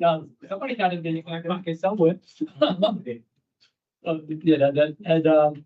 Biggest question in the advocacy that always bothers me when I'm talking to some official, supposed to be quite intelligent right now. We're gonna get somebody who asks us, if we give you $28 million, what are you gonna add to the budget? Absolutely nothing. We've got a $28 million hole. You give us $28 million and $1, we can add a service for $1. This is something they never understand, that the whole side of it built first. And now, Can't build. right, with- and now I'll address filling down hole. And I'll try to end on a positive note as well. We haven't, we've just discussed cuts. We haven't discussed any type of additional revenues. The Lighthouse program has been underpaying rent and funds for decades. Last time we looked at it, I can't recall the number. I think it was underpaying us by like 300 and change. I would like to see another analysis of that. I know last time we 2,000? 300,000. That's just a guesstimate. Nobody quote me on that number, but it was a significant material amount that could eliminate possibly one of these lines by the pay the fair share. They got their own funding stream. They got the same program. And yes, the argument's gonna be they service us children. Every program that comes into this building, 9 times out of 10 services our children, but we charge them, but we don't charge the city the same service, the same cost.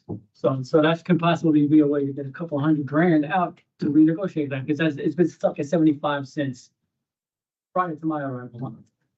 But that's something that is We're currently doing 75. The MOU has not been revisited in all these years. So that's one thing we can look at to gain money and increase the advocacy. Of course, like a survey or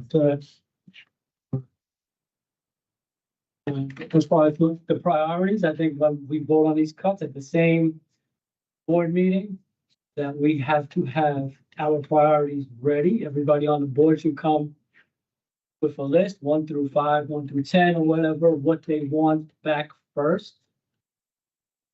Personally, I'm looking at, some of the buses and stuff like that, maybe, or whatever, for something, if everybody has all ones, that could carry the weight day, this way. If we find an extra $400,000 in July, we don't have to come back and vote for Dr. Avery to put something back, but we don't have to make Dr. Avery choose what to put back. He'll already have those marching orders by the time it comes up. You know, for the line by line, let's see. I said, the walking distance for the charter schools, high schools, and line 7 and 8, all encompassing. We need to lobby the state to get the charter schools to pay their own transportation costs, especially in light of the last bill that was passed that gave them the same exact amount of ECS per student as we get. So they should pay. Can I dig in on this? Yes. Or you don't, wait, finish your thought. No, yeah, that was done. Apologize in advance to the parents for the charter schools, but, and I know this is gonna sound evil, I just say it, but can we up the mileage for them even more? That's not their legal. As the law, as No, I just told you. I know what it sounds like. right now, we've got to provide them the same transportation that we. Okay. That's why we're doing an even thing between our kids and their kids. There's our kid guys. And I said, I know the backlash, and but it's throwing out there, just in case somebody thinking. You're braver than I am. I know, I would go to church because I don't want that, but. Thinking back on him, I think that's something that we gotta consider, because if they're receiving now a balance of what we're getting, then, you know, they should be held to the same standard of what if we're Big fight. we're responsible. And It's you're a taking real big fight. let's fight it together. I mean, it's a government. I think if they're receiving more money from the state, but they're not doing any more for the kids, but yet we're doing continuously the work for them. And they're our responsibility. We take that responsibility, but if they're receiving more money, what more services can they provide? They're going to their schools. It's not just dictated, that's what, Exactly. you know. There's nobody here to disagree. 2 years ago, there was a specific piece of legislation that did not pass. There is no specific piece of legislation this year. So, Joe, I know that you saw it. It didn't get proposed this year. There are a few pieces that are still active, as far as I know. It may still get through the legislative session. But right now, that's it. There are minor pieces trying to make them more accountable. There is nothing that will address this specific issue. So. But actually. As Mr. All Walker that said, for the future. right, as Mr. Walker said, we got to settle this year, next year, and the future years, which I agree with. Okay, so this is A. Right now, there are allies on 1511. Yes. Just hold that thought. They are allies on 1511. Right, They wanted to pass it badly as we do. And 11 of 18 systems principles, we don't need to vote on that. We already voted on that, correct? You are just Now, raising imperative on now the question on the cost second. saving. Question of they will replace 38 Kelly long-term substitutes at 46 per and 11 position. That's how you calculate it. That's 18, I'm sorry, 18. 18. At 38. I'm with you. Now, they're bumping rights. The vice assistant principals, vice principals, they're bumping rights. They bump a certified teacher first, and it's the effect of the trickle down, or No, so the bumping rights, it gets a little complicated if they were in district prior to becoming an administrator. Some of our administrators are first time in district as administrator. Right. When they bump down, it follows seniority, right? So they would bump down to open positions first. That would be the first filled, which is what I think Mr. Naquo in his calculation is assuming, because these are open positions, so they're calculated. So that's where they would bump down first. and it's numbers assuming every single principal takes one, yes, thank you. Every single assistant principal takes. And through the chair, we've already lost two since the vote in December or January. So, We lost. so then we'll have the effective savings of the entire salary of Right, that. right. Okay, so this number could potentially grow, and it's already basically grown by maybe 200,000 or so. Well, there's two principals that were, let's call it Inclusive of 150. 102, 102, okay, 104, 112, somewhere around there. But you gotta net it against the Kelly sum for the year, which is $47,000. You get a savings, but again, it goes back into the piggy bank of. So that number is something that's likely gonna be a rise. Yeah, it could be more. Yeah, by the end of the year, most teachers that moved up to be an administrator, they don't want to go back to being a teacher. So they're gonna probably end up leaving the district. And so you're going to not have to deal with that. Right. And good luck on your job search. I'm sorry we have to let you go. But No, but the point of that deal, that proposal was they would serve out the year. Right. Basically, Yes. it would save us money. And that gives them an opportunity to go to another district Right. prior to the end of the year, saying that I just got a new job, Mhm. and instead of me being, rift or whatever you want to call that, so. Right, but that, With no disruption to the students currently. Correct. yeah, that's the growth. And with that being said, I'll find a point on this. The principals. Oh, have we notified them of their non-renewal of their contracts? The administrators, they have, by request of the union, they've asked us to hold off until end of this month or day. When is their cutoff date that we have to? June 30th. June 30th for the administrators. Okay, so we're not gonna miss any deadline? No. If they ask us to hold on to June 31st, I just want to get that in right now. No, no, in fact, we can't for a number of reasons as far as when time renews and all that. So by June 30th, these positions have to be cut. Awesome. I mean, not awesome. Yeah. Staying on top of that. Okay, what line was that on? One? That was 11. 11, 12. Reassign, that's nothing on that one. Okay, performing arts was covered. Excess teachers in fiscal year 2026, 15. Okay, so. About 31 teachers excess. Yep. By maxing out class size. How are we maxing out class sizes? Are they all in one building being No. exercised, or our students gonna be shifted between different schools? And if so, how did we come into this calculation that we can max out class size? Madam Chair, elementary school, kindergarten has maximum number of students. Correct. Elementary school does, high school does. What happened? The districts, they're not at full capacity with the number of students this year, so what's gonna happen? We try to get to the maximum number of that each class is allowed.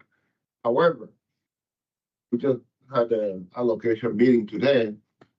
There's one school that the maximum for that class is 29, I'm sorry. But guess what? They have 30 students, 30 kids. So we had to create a class for one student because you can't go over the capacity of the school, of the first class. So in some cases, when we say we're maxing out class, if the old level is like 41 or 18 students, we're pushing it to the max. In average, they end up about 23, 24.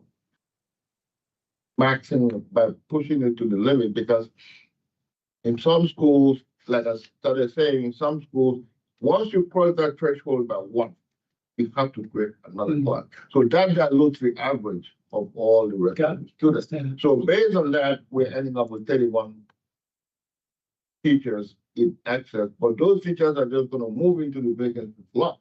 Correct, understood. So- We're talking about filling the back, my question was about maximizing the class size. Yeah, we are. You've got that class with 29 and you got that class with 1. How are we, No, no, no, no. how are we No, maximizing no. that second No. class? Without. No, you're creating a class because there's one extra kid. Yes. And we want to maximize, so we don't want a class with one child, we want a class with 28. Right. So if we're going to maximize that class, size that has one, and we want 27 more students in that class, how are we filling it in that one school? You connect. For you to fill it, you're gonna have to give that one child a transfer, whatever they call it. And that's my point, so we're gonna do that for Well, we're not, 31 classes. we're not The doing. proposal on here. There's a process that. No, no. I'm trying to understand the process. There's a process when we have an opportunity to look into every single classroom and how many kids, you may have a class with 18 here. Right. 22 here, 25 here, 28 here, but when you average the number of kindergarten kids we have in the district, we can figure out how many classrooms we need. And so what we do, we will combine classes based on where the kids are, nearby schools, whatever. Okay, we're gonna make sure that we can maximize, those numbers, like you're saying, based on where we need them. Right, yeah, so we don't know the plan, we just gotta look at it. So what you sound like you're talking about, correct me if I'm wrong, it sounds like redistricting. No. No, no. So wait, how are we, so kids, wait. I just asked, you say you're gonna look at this school, you're gonna look at that school No. to maximize the classes. Okay. How is that not That- redistricting the students? It's not redistricting. We are not giving any child control transfer, or whatever they call it. Ooh, that was what just Dr. Avery just said. No, no. It's a redistricting, we're not using the word. We're not, No, he didn't say redistricting. I did not say that. No, he said transfer. Transfer from school to school. PJ is the one who, came up with the numbers. We outlined the data that's going to get us those 31 positions that we can. We did this early in the year. We maximized the numbers. We went through, we shifted, classrooms around, kids around, teachers around, and that's how we fill the void of. So, okay, wait, so. But I will get you the clarity, because I don't want to misspeak. Right, yeah, no, I just want to say, because it sounds like we're basically saying we're gonna move kids from one school to another where there's space available, one school to another. no, So, absolutely. so every kid is gonna stay in the same school. Yeah, and so just to give you some background, we excess teachers every year. So this is nothing new. How the calculations came from PJ, that I don't know, but we excess teachers every single year. And then we reassign them. Yes, So say a school has 3 fifth grade right now currently, right? You have 20, you have 18. All together or less than, 15 or 18. So it adds up to less than 60 kids, right? So now, so now we say going next year, based on the projection, we are going to maximize your class, it's going to be 28 kids, I'm going to eliminate one. So the kids are not moving, but we are eliminating a class So from. this is all gonna happen in this, It is- only in the school, so no kids will be transferred. That's, anywhere else. that's correct. Again, Ms. Hughes? but And what- Many of our classes some of them only have 13 kids in them. Right. Yep. Some of them may have less. Mhm. So by looking at each, and that's what, Nestor was saying, that we met with every principal, Everything. every school, Yep. looking at PJ did projections of students enrollment, looking at the projections of what they anticipate for next year. Then that's how they made the decision for exit. Would it not be more feasible to redistrict to make sure we've got the right size for everybody? Maximizing the students that don't have to take buses to school by realigning the districts, because we are a transient district. And that could be an option, I think, if we get to that point where we. Can somebody explain to me the distaste that I just saw with the redistricting the whole district? Can let Eric finish his conversation? Is explaining it, and then I'm sorry. you say we get to that point, like we think. Yeah, I think if that's an option that the district wants to do, say that we're looking at the facility study and we need to do some things and move some things around, we can consider the redistricting, they're gonna get kids to a new facility or whatever. There's options that we can use for the redistricting, which will be a little bit more meaningful than trying to, you know, get excess teachers and move them in a way where we can move them to areas of the district that are, you may have a side of town that has an additional 20 fifth graders that calls for an additional fifth grade teacher. You have a surplus teacher, fifth grade teacher here. You just move that teacher over there to fill that void. So there's things that we got to do and allow them to do to kind of push those things to make them out better. Absolutely, I agree. There's just some concerns with the redistricting, and yeah, give me a second after. The redistricting thing is kind of sticks because some of our districts are set up to insulate neighborhoods. I don't think that, I think it's high time that we look at redistricting, so every kid, every school is, I think some of our districts kind of, disproportionately of one persuasion or another, but that's something I just want to look at later. Mr. Trayvon, I'm sorry, you can. Well, just a few thoughts on this. I mean, I understand what you're saying. I mean, regardless of whether you agree or disagree with Ms. Herrera, and I myself on the outside looking in these days, but you know, when she asked the question about why the states aren't going to Hooker, it's a fair question to ask because they are in the neighborhood. And I can remember hearing stories over the years from friends that live in different parts of the city who wonder why their kid lives a block away from Madison and they're going to a cross. And some of these things just don't make any sense at all. So, you know, we do need to look at the map and wonder why the districts are set up the way they're set up. And there are fair things to look at. And so I agree with the general thought of what Joe asked, which is why. And, you know, there are frankly unjustifiable reasons for some of the districts that have nothing to do with anybody sitting in this room. Were done in the past by people who no longer have anything to do with those decisions. So it's a fair thing for us to look at. I don't know whether they help us balance our budget or not. It's a fair question for us to look at. As to this eliminate this saving by being more efficient in our staffing, you can only do that in big schools. Having worked in one of the second and third largest school in the city, I know how that compression and decompression of class sizes works because you could see it at Blackham. We could see it coming at Blackham. You know, we would have 3 fourth grades or 4 fourth grades, depending on the year, and we could see it coming by the size and number of kindergartens we had coming into first grade, second grade, third grade. And as it, you know, we would have 3 fourth grades, and then I would see those darn fifth grade teachers having 4 fifth grades and wonder how they had 20 or 21 kids in their class, and I would have 29 kids in my 4th grade class. And then for a while, the 3rd grade teachers were swearing at us 4th grade teachers. So you could see the compression and decompression in a big school because you had that happen. It's less so in a smaller school. And I would comment that then you're forced to make moves of children and or staff to other schools. I was changed from 4th to 5th grade because of the compression and decompression. So you do have to move people sometimes from grade level to grade level or from building to building. And that's going to happen. And we all will recall that last year was particularly ugly and it was particularly unprofessionally done.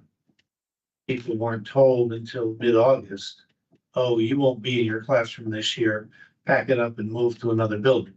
That's not correct. That's not proper. And we don't want to repeat that. So whatever it is that you're anticipating needs to make sure that if we end up there, it's done professionally and for the right reasons. People are warned in advance they're transferred in before the end of the year, and there is a proper moving protocol that the union negotiated many years ago with the school district that needs to be followed appropriately, not told in mid-August, pack up your stuff and move, put in the building. Just want to remind us all of those protocols that need to be properly followed. But those things are harder to do in a smaller school of restructuring those class sizes to do the economies that you're looking to achieve. That's your example of 29 in one class and one in another doesn't work, because all you can do in that example is take 14 out of one class and make it 15 and 50. That's what I mean. That doesn't achieve anything for you. No, it doesn't. It's when you have 3 or 4 classrooms where you can start achieving what Marge was Right. getting at. And maybe you can go from 4 classrooms to 3. Yeah, yep. In a big school like Blackmore, Battaglia, Mhm. but that's the only place you can do that unless you're doing close proximity schools, where you're moving the kids from Johnson to Columbus or Columbus to Johnson, or Waltersville to Barnum or something like that. So, I'm through, Madam Chair. I was just trying to let everybody know the complexity of the whole thing is not a one-sided formula.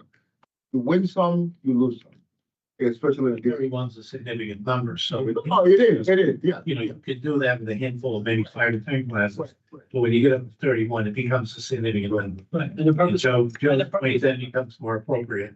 and the purpose of this is not to bust chops, but to get my mind around that this number likely could go down if we're not moving children. If we're not moving children, if we can't find 31 classes in the big schools, and the small one with the 29 and 1, we would have to move down 1. Or if we're choosing not to move That that. not one of the really bad examples. Okay. Right, and I'm just, I'm saying. That's right, come on, that's right. That's to deal with that. Number man isn't a school man. Right. So he shouldn't have answered the school thing, and I just think that, but your point, you did touch on it, some will involve controlled transfers, and that may be appropriate. Others will not, and so it's gonna be a matter of different things. It is. Ultimately, Joe's other question is a fair one for us to raise too. Redistricting. So I'll put that down. If I would. Because I just wondering is not clarity more than just having a clear understanding, because I mean, control transfers, plus calls, redistricting, all that stuff applies to all this thing, because for example, I'll give everybody the team here. I would name the school, I'll even name Brock School or, Bomber School, 4th grade, they have 15, the classroom with 15 and one with 19. That's total of 34 students. If you're gonna maximize in that school, what will be, let's say, the play? Yeah. Just wanna make sure, that's what I mean. So, I think that number, 31. Oh, I just said 4th grade, I specifically said a grade level. 4th grade. So you can't in that school. Okay. I just want to put it out there because I'm just like, I don't know how can we have done that if we're not moving the district around or thing which we haven't done it, I don't know how many years. It's 30. So it's everything's on the table. To reassure the board, guys, we understand how the process needs to work. We understand we don't want to, disrupt kids and teachers in classrooms, and we know how to do it. We're very sensitive to that. I mean, if we're at 21 and we're not, if we can't do it, we can't do it. But it's just something that we have to consider. And so, but like your point, you want to know that we're not disrupting. Well, no, this that can't happen, right? Disrupting for the right reasons. And I think what you're talking about disrupting is instead of the kid going to, let's say, Blackham now, he's got to go to, need somebody to the school around this. Madison. If that's what you're saying, you know what? That's, I don't have a problem with that. You know what I mean? I don't have a problem as a board member to be able to say what we need to say to make sure that we maximize it. I don't have a problem. I don't think any student or the community should have a problem with that. So we're trying to make sure that we put the kids in the right position, in the right size classroom to try to maximize the staff members in the classroom to do the work that we need to do. So I'm not opposed to it. And actually, I'd rather do something like that than to say that we're gonna get rid of teachers or we're gonna get rid of this because of not taking into consideration redistricting, moving things around to make sure that we can maximize our schools, our buildings, and our staff. So when everybody did, I think everybody did had whoa, it was like a tidal wave. I thought I was in a baseball game when we said the word, or Joe said the word redistricting. It was shocking to see your reaction, all of you, every single one of you. It was like, I thought you guys were gonna flip a chair, or a table.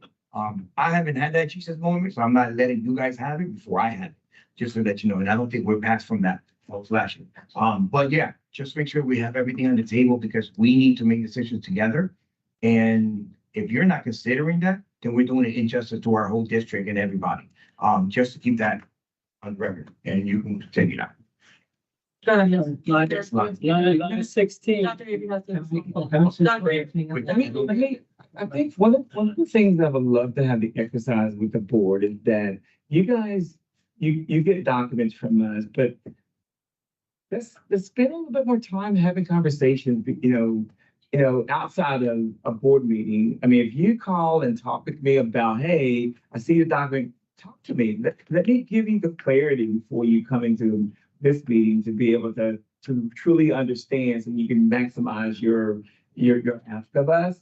I mean, I think that's important for me to extend that out to the board, to talk to me off of the video of this team's meeting. Let's work through some of the issues and concerns you may have behind the scenes. That's healthy for board and superintendent relationship. That gets me to understand you, you understand me, and we can work through a lot of it. So I encourage you guys to do that. I will make myself available throughout the day to kind of assist in that, so that you can have some clarity as well. Before you go down, you have the floor.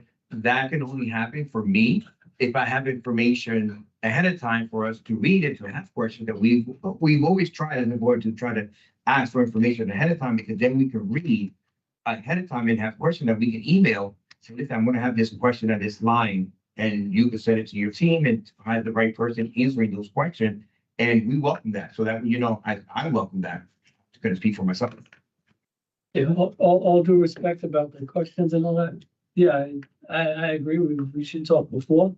But every single question I'm asking here, I would like the public to know the response and the answer to that it was asked. Because when you have all your conversations behind closed doors, the public is not privy to information that they need. I mean, some conversations are best had behind closed doors, negotiations and all these other things. That's not to project out, but as far as should we redistrict, I think that's a community conversation that should be had. And not to try to sandbag anybody or anything like that, but it's information I would like to be asked at this. Some of the questions I actually ask, I already know the answer to. I'm just emphasizing for public consumption because the public doesn't know and the public needs to know these. And now we're gonna get off the soapbox. Okay, go back to line 16. On that, I just want to say, one of the things that we have to all keep in mind too in scheduling is that I know as a teacher, and I'm sure as an administrator, when you start the school year, you don't want to start with 29 kids in the class. As a fourth grade teacher, I should say, to qualify. Because if you start with 29 in the class, you know that you're going to pick up another child or two in the first few weeks of school. We have highly transient populations, and the school year isn't. So there's always this change factor in our district. All right, now you can be asking another question. Well, I think that I knowledge of it, I promise you soon that. Yes. But I think, I don't know who said it, but somebody in explaining that, they didn't say 29, they were saying like. Oh, no, I get that. I just want to make sure everybody understands that you don't like plan on 29 and all those grade levels and 24 and all those grade levels, because it just, you need to have a little flex room at the beginning of the year. Mr. Sakala. Yeah, quick, yeah, now I'm back on line. We're gonna move on to the next line, we'll just try to maybe think of a question. Is the class size set by statute or by contract? Contract, is that something we can look at possibly negotiating in certain situations? Are they gonna agree? No, no, I'm not saying, looking at it, I'm not gonna negotiate on the floor, but just thinking about if it comes down to plan A that would hurt more versus plan B, which might be a little bit more palatable with some concession or whatever have you, but that's not something for here, but I just wanted to. You have another, Okay, sorry. all right, so now I'm gonna move to 16. 16, the state curriculums, the social studies. I have a concern that we have 160 plus districts. About 80% of them are heavily Caucasian. Is these curriculums suited for our students, and does it have a diverse enough curriculum that our students will recognize themselves in their learnings? That would be part of, I'm sorry. That would be part of the curriculum writing team's job. Looking at. Right, so we will be able to pull pieces of that Absolutely. and add our own pieces. The key is meeting those state standards for the grade level so that it's rigorous for everyone. And then we make it, for instance, for the ELA curriculum. But isn't part of that state mandated curriculum including Yes. that diversity thing? It- And so concerned about. Yeah, but there's different levels of diversity, Which I'm saying, right, we can teach the Holocaust in 3 months and then touch African American history for a week and then we covered our bases. There's different levels of diversity. Right. And it gets what, I know somebody who writes curriculum in Stanford, and every year it's a battle to include African American studies. Because it can also be often be glossed over. So that's just the concern I want to raise here to ensure. Because we've done a lot of work on this in the last 5-6 years since I've been here to make sure it's been included. We've had diversity reviews, not diversity, so. There's a terminology for curriculum that's suited for our children. I can't remember the term. Culturally relevant, thank you. Culturally relevant curriculum. I just want to ensure we do not walk away from that, that this is not going to. So that Did you have to finish? Did you have a comment? I was just saying, because in the high school example, one of the things that the teachers did express in meeting with them is that they wanted themes. So maybe Bridgeport Military Academy would have a theme that was more geared for their pathways, whereas Bassick and Harding or Central, they might have other themes. And as long as they're staying within the framework and the rigor, their grade levels and the state standards, that we're giving people the freedom, if you will, to make that their own. Awesome. Okay, now down to line 19. Skip a couple, this we haven't done that. Move 1 or 2 teachers in human resource department to classrooms. Why do we have teachers in human resources in the first place?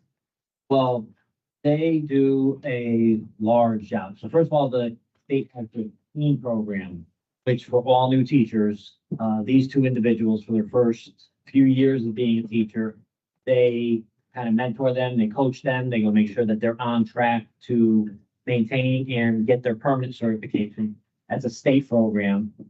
They also run the cross certification, the residency programs, the special ed cross certification programs. The teacher training, they do the professional development, they do the new teacher orientation. Their value to my department is amazing. They do the work of 4 people. And they know all the teachers inside and out to make sure that they stay up on their certification, to make sure that they don't lapse. They bring in constant ideas about recruitment and different ways. I mean, the cross certification was their brainchild. They came up with it. They have partnerships with Fairfield University, University of Bridgeport, Sacred Heart University, University of Hartford, Western Governors, all of these different places. And their job every day is to go out to schools, meet with these new teachers, develop mentors, develop and run this residency program. And that's basically why they do. I don't have, if I were to replace them, which would be very difficult because teen program should be a teacher and they should be out there going through it. If I were to replace them, it would take me 2 people to replace them to do the job that they're doing. Okay, now next up, no, line 21. You all spent non-medical students IEP, the savings of $2.5 million. I have big concerns about this line. Gotten in trouble before. Special ed, but currently under review for special ed again. This line is reading is, this number likely will be going, would likely be revised downward. As we strictly enforce the financial control, which would be illegal under state statute to make a financial decision around the special education placements. This has happened before when we were under budgetary constraints and we had to bring in a specialist. We missed this guy so much on Mr. DiDonato. He got us out of the fire the last time we were under the gun because the financial team was making decisions on the IEPs and they were being blocked. We ended up with so many service hours in the past. I just want to make sure, in light of the memo I saw last year and I raised up and tried to have fixed, that IEPs were going through finance. And the letter was stated that no IEP, no services will be paid without the approval of the supervision team, and the CFO at the time was copied on the memo. I want to ensure and go on the record to say we should not block anybody's IEP that the team comes up with independently and say, oh no, this costs too much money, we can't do it, even though the child needs it. That's not part of the process, sir. I just So want to be is- part of the to record. reassure you, that is not something I'm gonna allow to happen under my watch, period. Because that is not something that we're gonna do. There's just a whole lot of opportunity to kind of look at how and what we do and how we service kids and how we evaluate kids.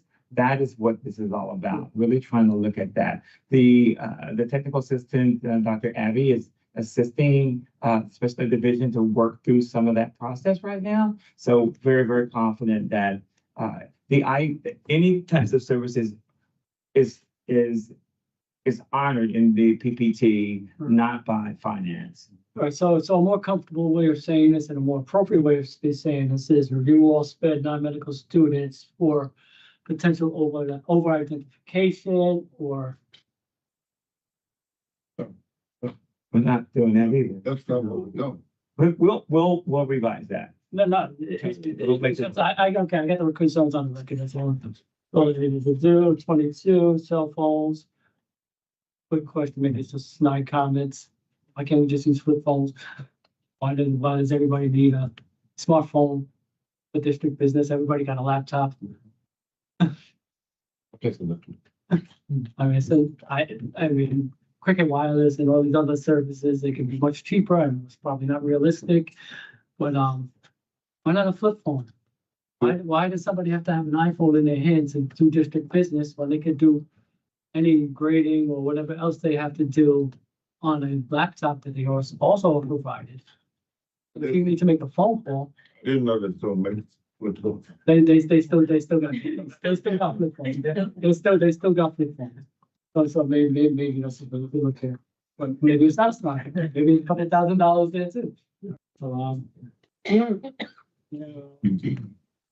elimination of 15 media library specialist positions. This was on the chopping block before. But then COVID hit and got to do that.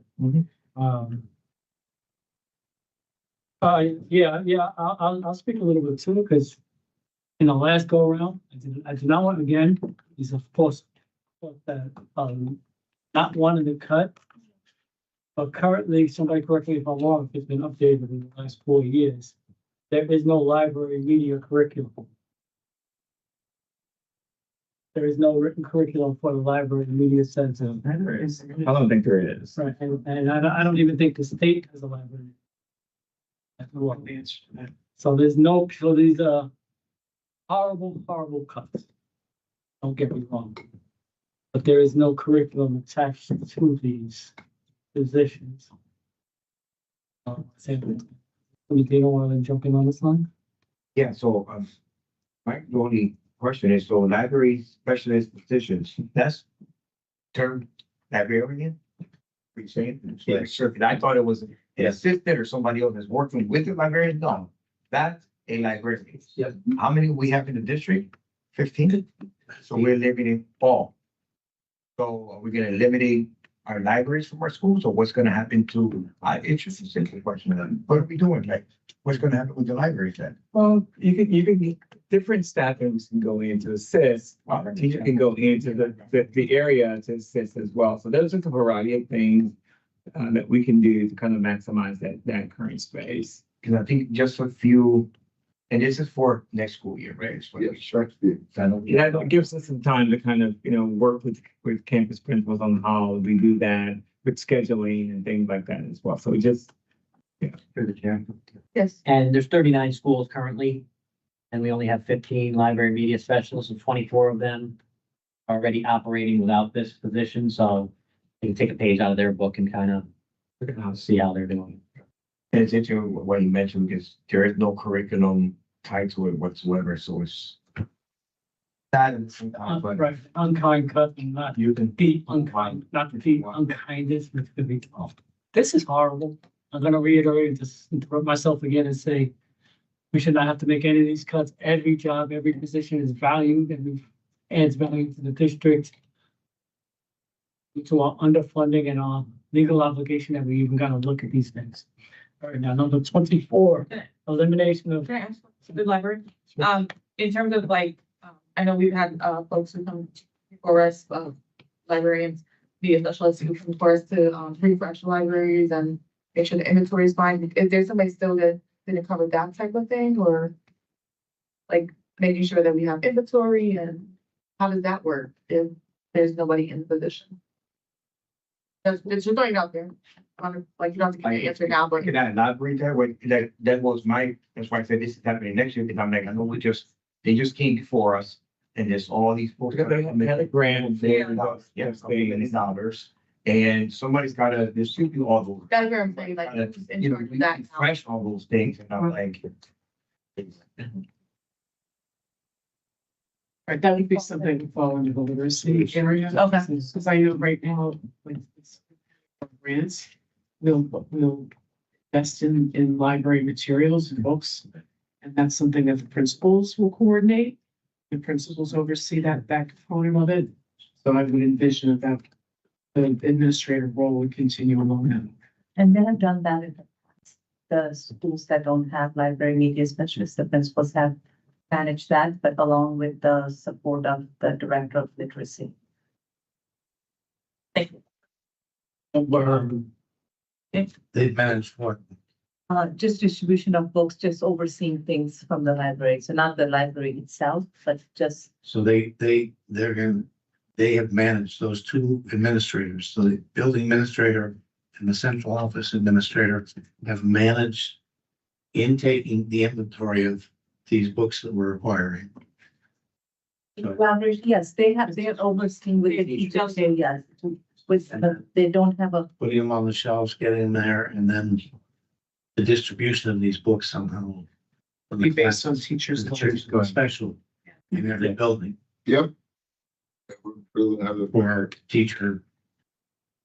It varies from building. yes, not everybody has a library as a special too. I'm done with it. For the record, y'all slow me down. 24, elimination of 5 additional assistant principal positions, those are in addition to the 18 already voted upon. How are we going to decide what's the parameters around which school will not have an assistant principal position? So, well, the 5 next assistant principal positions would be eliminated based on seniority. Then once you have your final, not school, because you can't do that, you gotta go by seniority. Then once you have your final list, you will have to do transfers based on where everybody Well, is. that's kind of backwards from the way we did it last go around.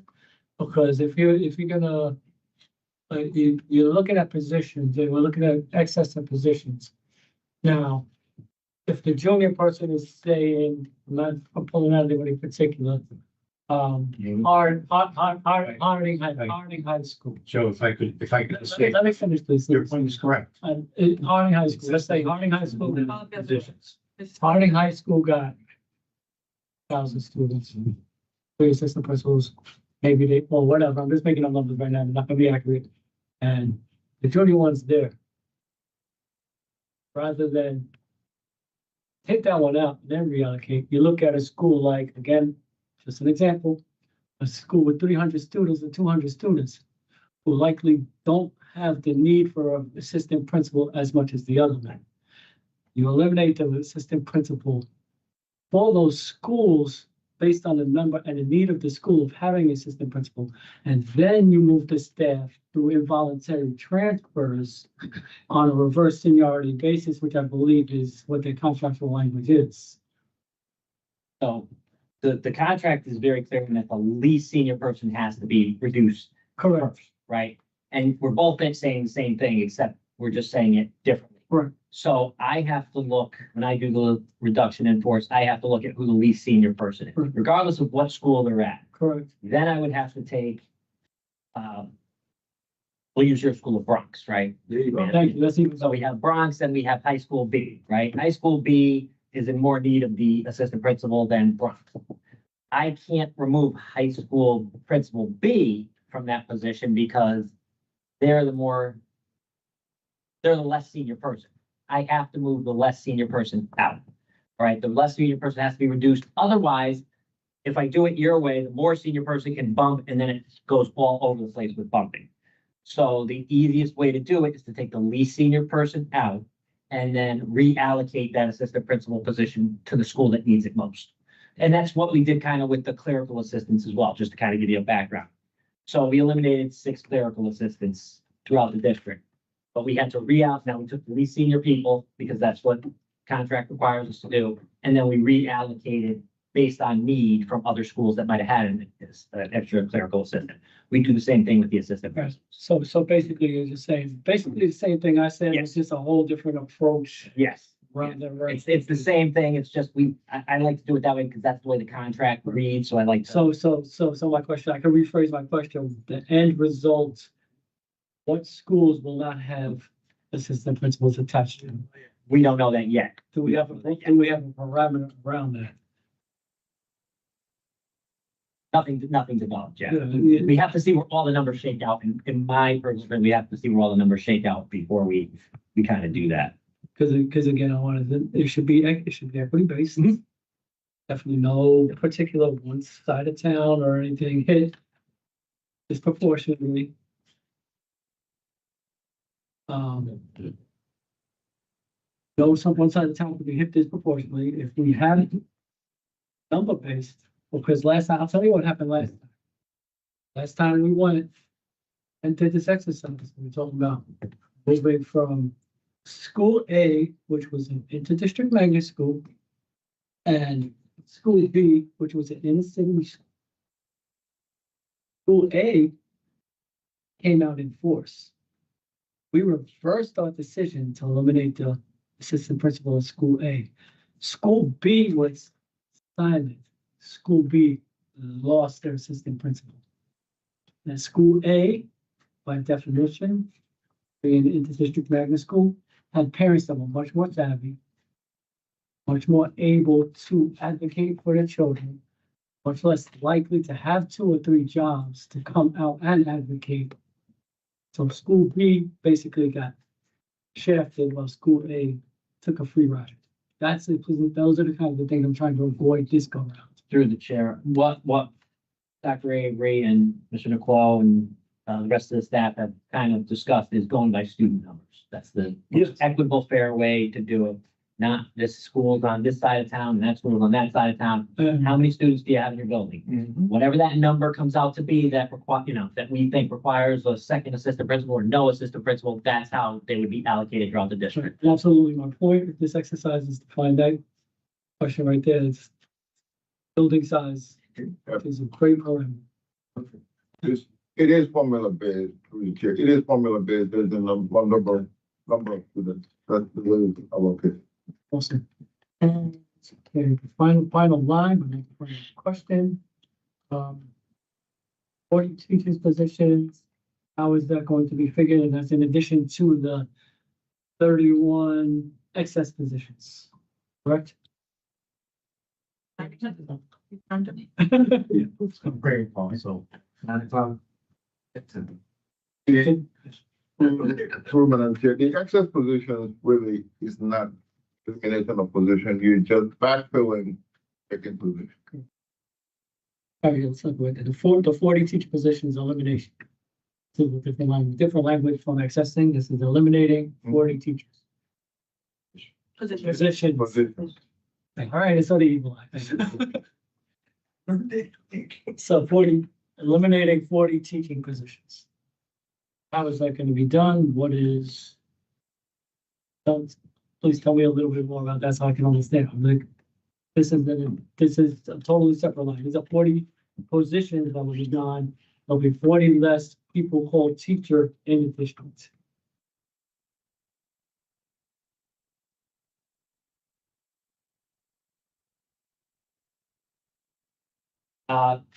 Honestly, I saw this as the meeting started, so I didn't have a chance to prepare for this. This was done, through Mr. Nicole and Dr. Avery. I didn't see this previously, so I don't know what these 40 positions are, quite honestly. Right. And like the assistant principals, same plan. We know. To make sure it's equitably done. Yeah. It's based on student population. Yeah. Populations and And curriculum, it depends, there's no core curriculum required for graduation. That could be decided to not be retained. now, my final points, okay, I'm done with all the lines. What is the current balance of the ISF after 2026 school year? 26, 5 million. 5 million. And in the history of the ISF, what's the largest number we've ever withdrawn from the ISF to cover a deficit? This year will be the largest, Prior to COVID, never did. never did. Nope. So we sit, yeah, there's a slight, in my tenure, there's been a slight dip here and there, 100, or so. But my point being, this is $5 million sitting there, could be used to further reduce cuts, not take it all. Suppose that we could maybe take half of it and save $2.5 million of these cuts. Since we've never dipped into it prior to COVID, wasn't even really in existence that much. Still leave ourselves a $2.5 million cushion and possibly remove $2.5 million in cuts. That's something I want to focus on, and that's something important to look at. Madam Chair, if I may. The $5 million you have there, next year, that's bare minimum the city will likely to retain, but also bear in mind. So ask the city to give us another 5 million. If they would like us to maintain it, tell them to fund us so we don't have to hurt our children. You're telling me to hurt our children and keep savings. Did not say that. And that's the effect.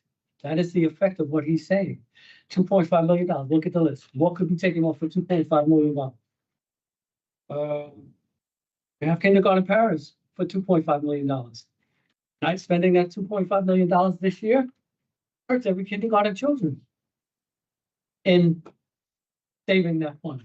So what you are saying is by being conservative and saving the entirety of that $5 million is to, in effect, that 1.2 million. And if we can, and 100,000 and all these numbers that you could add up to $2.5 million to have a savings and still have a $2.5 million cushion that we never had before, and in your own words, that we've never really dipped into prior to COVID. A safety blanket for a rainy day, like the state got their $1 billion rainy day, their $5 billion rainy day fund. We got a $5 million rainy day fund, and it is raining. It is pouring. These are real children. Even if we save one of these positions, my favorite is the kindergarten parents. We need kindergarten parents. Even if we save them for 1 or 2 more years and keep them on with using this internal service. That has a remaining benefit throughout their tenure. Yes, and that's a board level decision. And the city, Investing. right now, RSF. the city has no say over how we spend our money once it's allocated to us. Period, in a sentence. And I'll stop there. Mr. Woodson? Isn't it some type of law or rule that we keep $5 million in a fund? Now, there is no law, but it is financially prudent that you have some reserve for your health insurance account because the health insurance premium, no one can control the health insurance premium. Next year, the health insurance premium is going up 11%. Same plan we are in is going up next year 11%. So to really go to really go spending and thinking that problem would not reoccur. For me, it's not financially prudent to try to use your reserve and have a one-time fix by providing parents which you cannot continue to afford to provide going down the road. You just literally wasting money. Period. Mr. Woodson, you have anything else? No, that's it. Mr. Shaver, then Mr. Benham. Well, I, again, there is a long list of things we don't like here on in front of us. We can all agree on that.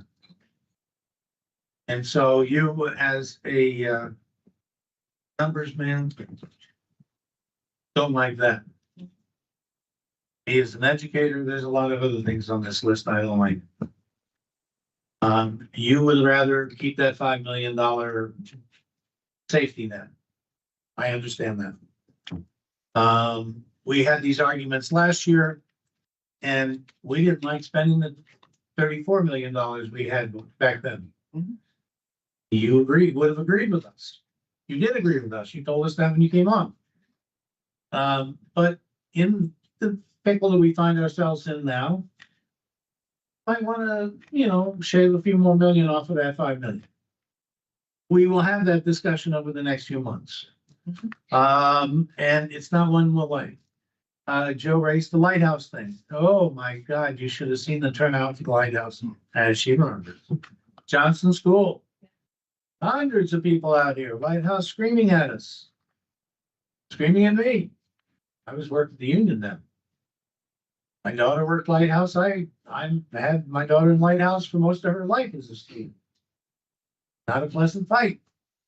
But they get a lot of free services out of the Bridgeport Public Schools. And that's a city service. These are all unpleasant discussions. There's just nothing pleasant about any of this. So again, push, pray, whatever we do, let's hope we don't have to make these decisions because that's where we're at. And I think I want to end on that note by saying that, you're going to look into Lighthouse because that's another source of revenue that we should be looking at. This is a source you don't want to look at. We should look at it. All these things are things that we don't want to look at that we're going to have to look at. This has been a good and fruitful discussion tonight. Unpleasant as it is, but let's keep pushing so that we can hopefully avoid these unpleasantries. Mr. Benham. Thank you, Madam Chair. I was waiting for you to give me the turn, and please do not interrupt me because I really spent everybody's time, so I want to be sure we can done this soon because we got family things to do. I'm going through what you say that's Mr. Hector, and it's very stressed. I'm going to my meetings. The trainer said I don't like a lot of things to be here, but I know and I understand that we have to be very upfront because we have money. I understand. And one of the things I'm not agree that the 9, the 10, the 11, the 12, 14, I would not agree with. I would not agree with. So I just put the numbers so you can guys read it because I know you guys, everybody says something about each one. I know number 15.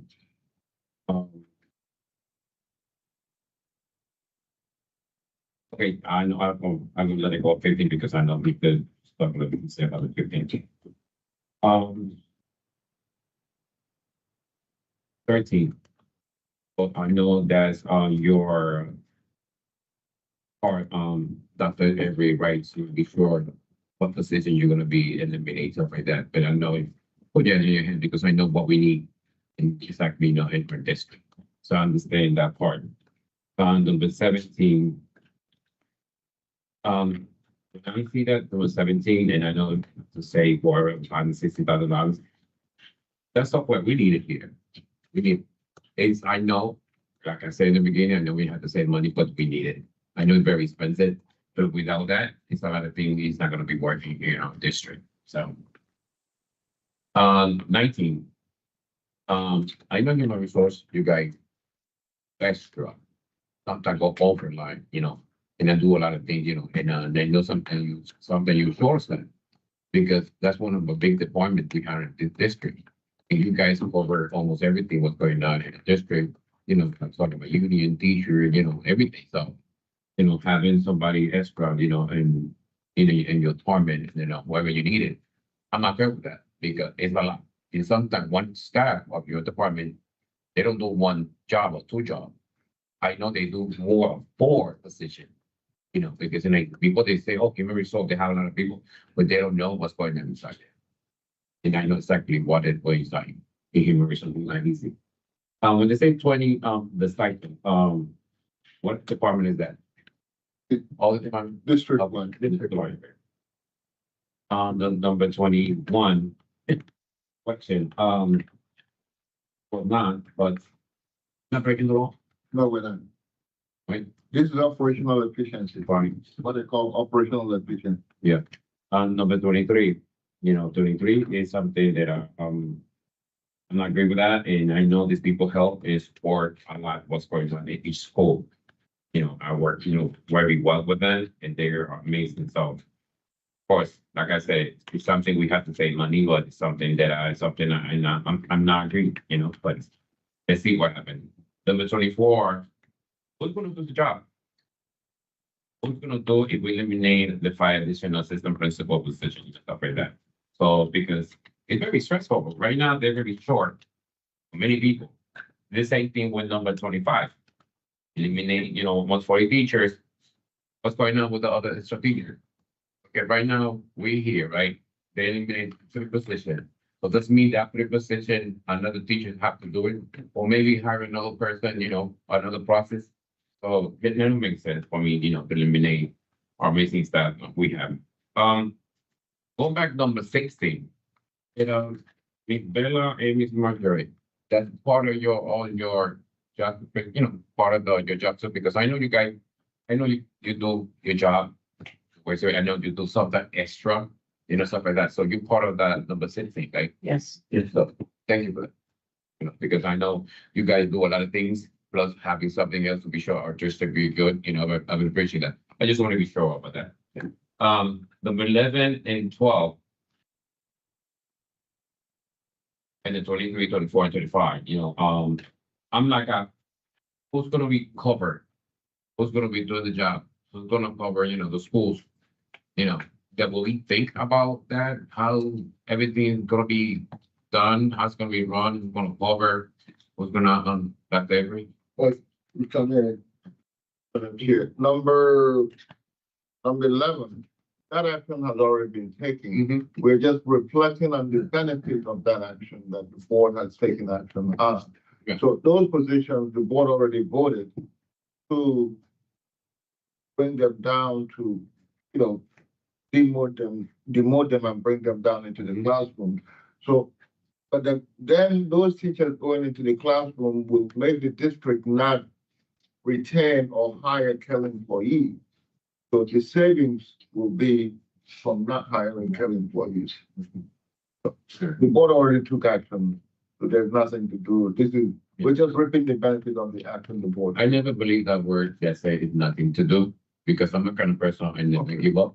Okay, And something is always a solution. The only way you don't have a solution is like when the debt comes, next to you. Back at that line, sir. One number. The line that you were talking about, the county services formulation. Mhm. Now, Yeah, sure. that was the assistant principals Mhm. that are going to, my question again, like I'm giving reference to past things. Those are the 44 that we already talked about before the county services. So we, in another document, we had those savings from those 40, like, Through the chair, what you saw on the savings for that was just the positions themselves. What 18,000. he's showing here is what you're gonna save in Kelly services, so it's a different savings. This is showing more in-depth savings than he showed on his initial proposal. The initial proposal, when he showed the savings, was, $18,000. right, $1,000. now we're saying per that you're not gonna have to hire 18 Kelly services at $47,000 per, Yes. so that's an additional savings to what he put up December, Mhm. January. when we're talking about the 44 position that we were presented before, we had a number already there, savings, that number is there. You had, Those are the same county services that you're talking about here that we don't have to hire. Kelly wasn't on the initial one in December. what we represented there was $1,000 per assistant principal, 18,000. Yeah. I'm not going back to December. I'm going back to one of the last meetings, if you guys recall. You guys brought up Kelly Services. I believe the number of the positions were 44. We're not gonna use them anymore. Correct? Oh, you're talking about, you're talking about The cross certification, Oh, no. Kelly Okay. Services. Oh, Delta, You had a number. okay, I don't know. I'll yeah, you're talking about 2 to 1, The parents, some of the parents. 2 to 1 parent, Some of the parents. 2 to 1 parent, Delta. Yeah, Delta T. and we're gonna go back to, let Mr. Benningham finish the question, then you have another question. Thank you. Go back with Mr. Sacco said, number 7, number 8 about charter school transportation, stuff like that, and I agree with that. Because I don't want to hear that charter school, they don't have, they cannot, or they can, no, they have. I know they have a lot of risk, support, they have a sponsor, they got people, they don't give 1,000, they don't give 100, they give millions. They get millions, and I got a report, they get millions in this charter school, so I would agree with that, so I'm gonna say, but they give anything, this whole thing. And number 2, about this cell phone, I'm going back with me, so I'm gonna say, paper, phone. The old ones is not working the way it's supposed to be, that's old fashioned. Yes, we got flip, now new ones, they go, Apple, company, they have it, but it's the same price back up, we have. And I know sometimes if Figma is not gonna be working as a cell phone backup right now, you can send a text message, you get an email, you can open a document, you can do things like that. But I'm agree that sometimes some people, sometimes they don't need it exactly, maybe the more people are more high that they respond our questions in an email. And going back to number 25, I know that it's there because we saving $3,400,000. Of course, that's not going to be a big no for me, a huge big no, because as I said the other day, in the other meeting in partner schools that will be over there, one of the state rep, they talk about something $12,000, something like that, and she goes, ooh, like, oh my God, why? Why they always complain when it's about money for our kids? It's always an issue when it's about money. When it's an issue about something is not important, oh yeah, the money's there, everybody enjoy, everybody happy, and they have a happy hour. But when it's about our kids, anything about education, it's always a complaint. It's always a but. We don't know. I don't know. I don't think so. The state, they know what we need. I told them that's my Tuesday, right? That's Thursday. Tuesday, I was very clear. And I told them, exactly what we need. You guys, they know what we need. So they really know. If they don't know, doesn't mean. I'm sorry, I don't say the word, but they know. They smart. They're smart. And one of the things we have to understand and we have to talk is try to help and support our staff to be sure they can trust us. And that's one of the words I use in my paid training, trust. I know years back with no trust. They be trying to break that chain, they trying to be sure we can work in together so they can trust us, they can understand, what we're trying to do. I know, and I'm not agreed, for the record, I never agreed to get laid off. I want everybody to have the job, but we don't have another choice. And other thing, it's not only Bridgeport have this situation. People think it's Bridgeport. The first page of the new Bridgeport this and Bridgeport that. People search the whole Connecticut. It's not only Bridgeport. People think Bridgeport have the problem with Bridgeport. No. All the whole to be talking about Hartford, Millville, Road, everyone have this issue. People they think only in Bridgeport. Thank you. You know, you worry about Bridgeport, but they don't think that only Bridgeport have the situation. In my last thing I'm gonna say, I'm calling all the parents, student, union, community leaders, staff, everyone, of course, for the protocol information with Dr. Avery. Let's be ready to go to Hartford. I said the last time, there's door. These people, they want to know about us, they want to listen to us, be ready. I know Dr. Avery, we try to plan this, but we need to go to Hartford. We need to let them know, not only parents and students, I would love to ask staff. It's very important, it's voice, it's concern. These are the people that always there to be sure our kids have an education. You guys have worked, sometimes, let's say you have 4 in charge, let's say 4 positions, you in charge 8. So because why? Because you're trying to do the best you can. You're trying to be update for the short time that we're here, and you guys with cabinet trying to do a lot of things. It's not easy. It's easy when people point you, but it's not easy. No, why they don't come and say, Dr. Avery, let me see what you can do. Let's talk about it. Let me help you. Where we can go, where we can sit down. I know a lot of things getting changed. Thank you for that, Dr. Avery, and the cabinet. A lot of things going. It's not easy. But I know together we can make the difference. But I'm not, like I said, I'm calling everyone because soon I'm going to be calling everyone. I'm going to see who's going to be there to say we support Bridgeport.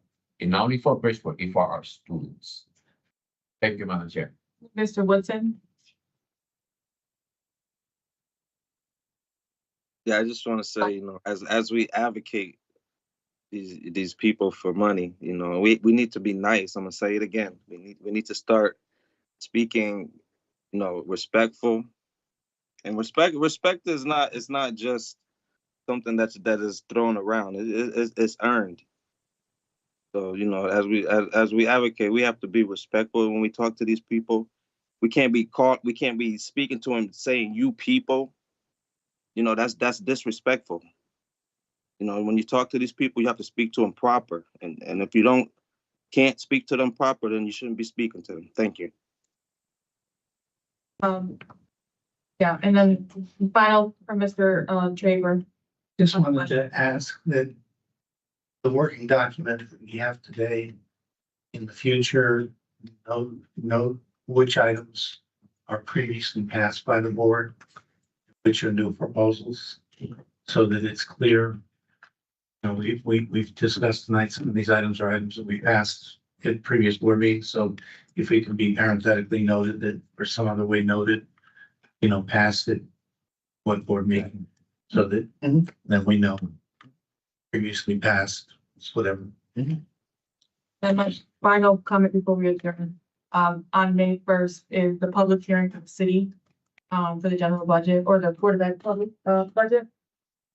So, just keep that in the back of your head. Thursday, May 1st is a public hearing, downstairs. That's at 6 p.m. There'll be more announcements for that, as we get closer to the date. So, that's for the city, budget. We'll follow up on additional times for, possibly additional this date. Yes, Mr. Traver. Yeah, well, I just want to compliment, I had just learned, the superintendent's office has done a good job and had good response to the public with regard to people calling in and asking for help lobbying the legislators.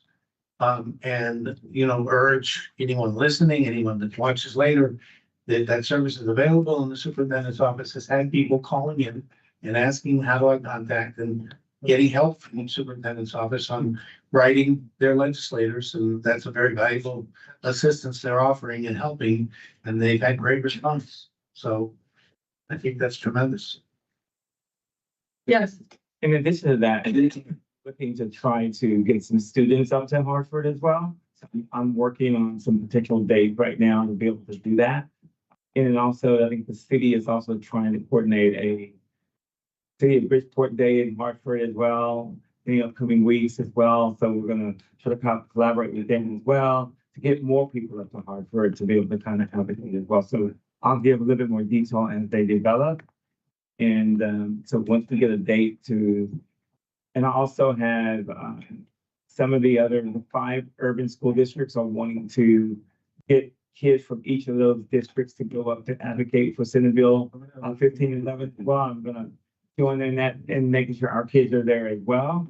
So I think there's a lot of potential in the next 2 weeks to do really, really impactful work advocating for those additional dollars. I think that bill is still pretty hot and heavy in discussion.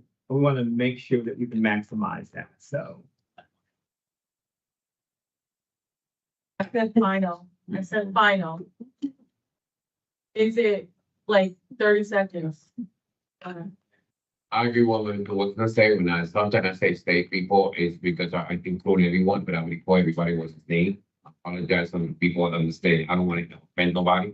But when I say you state people, it's the people, the community, Catholic, Hartford, everyone, but I really call everybody with his name when I speak with just for the rest. Once people get offended. Thank you. Check. All right. I'm gonna entertain a motion to adjourn. So move. Moved by Mr. Medina. I'll second that. Any members in favor, say aye. Aye. Aye. We're adjourning at 9:26. Have a great night.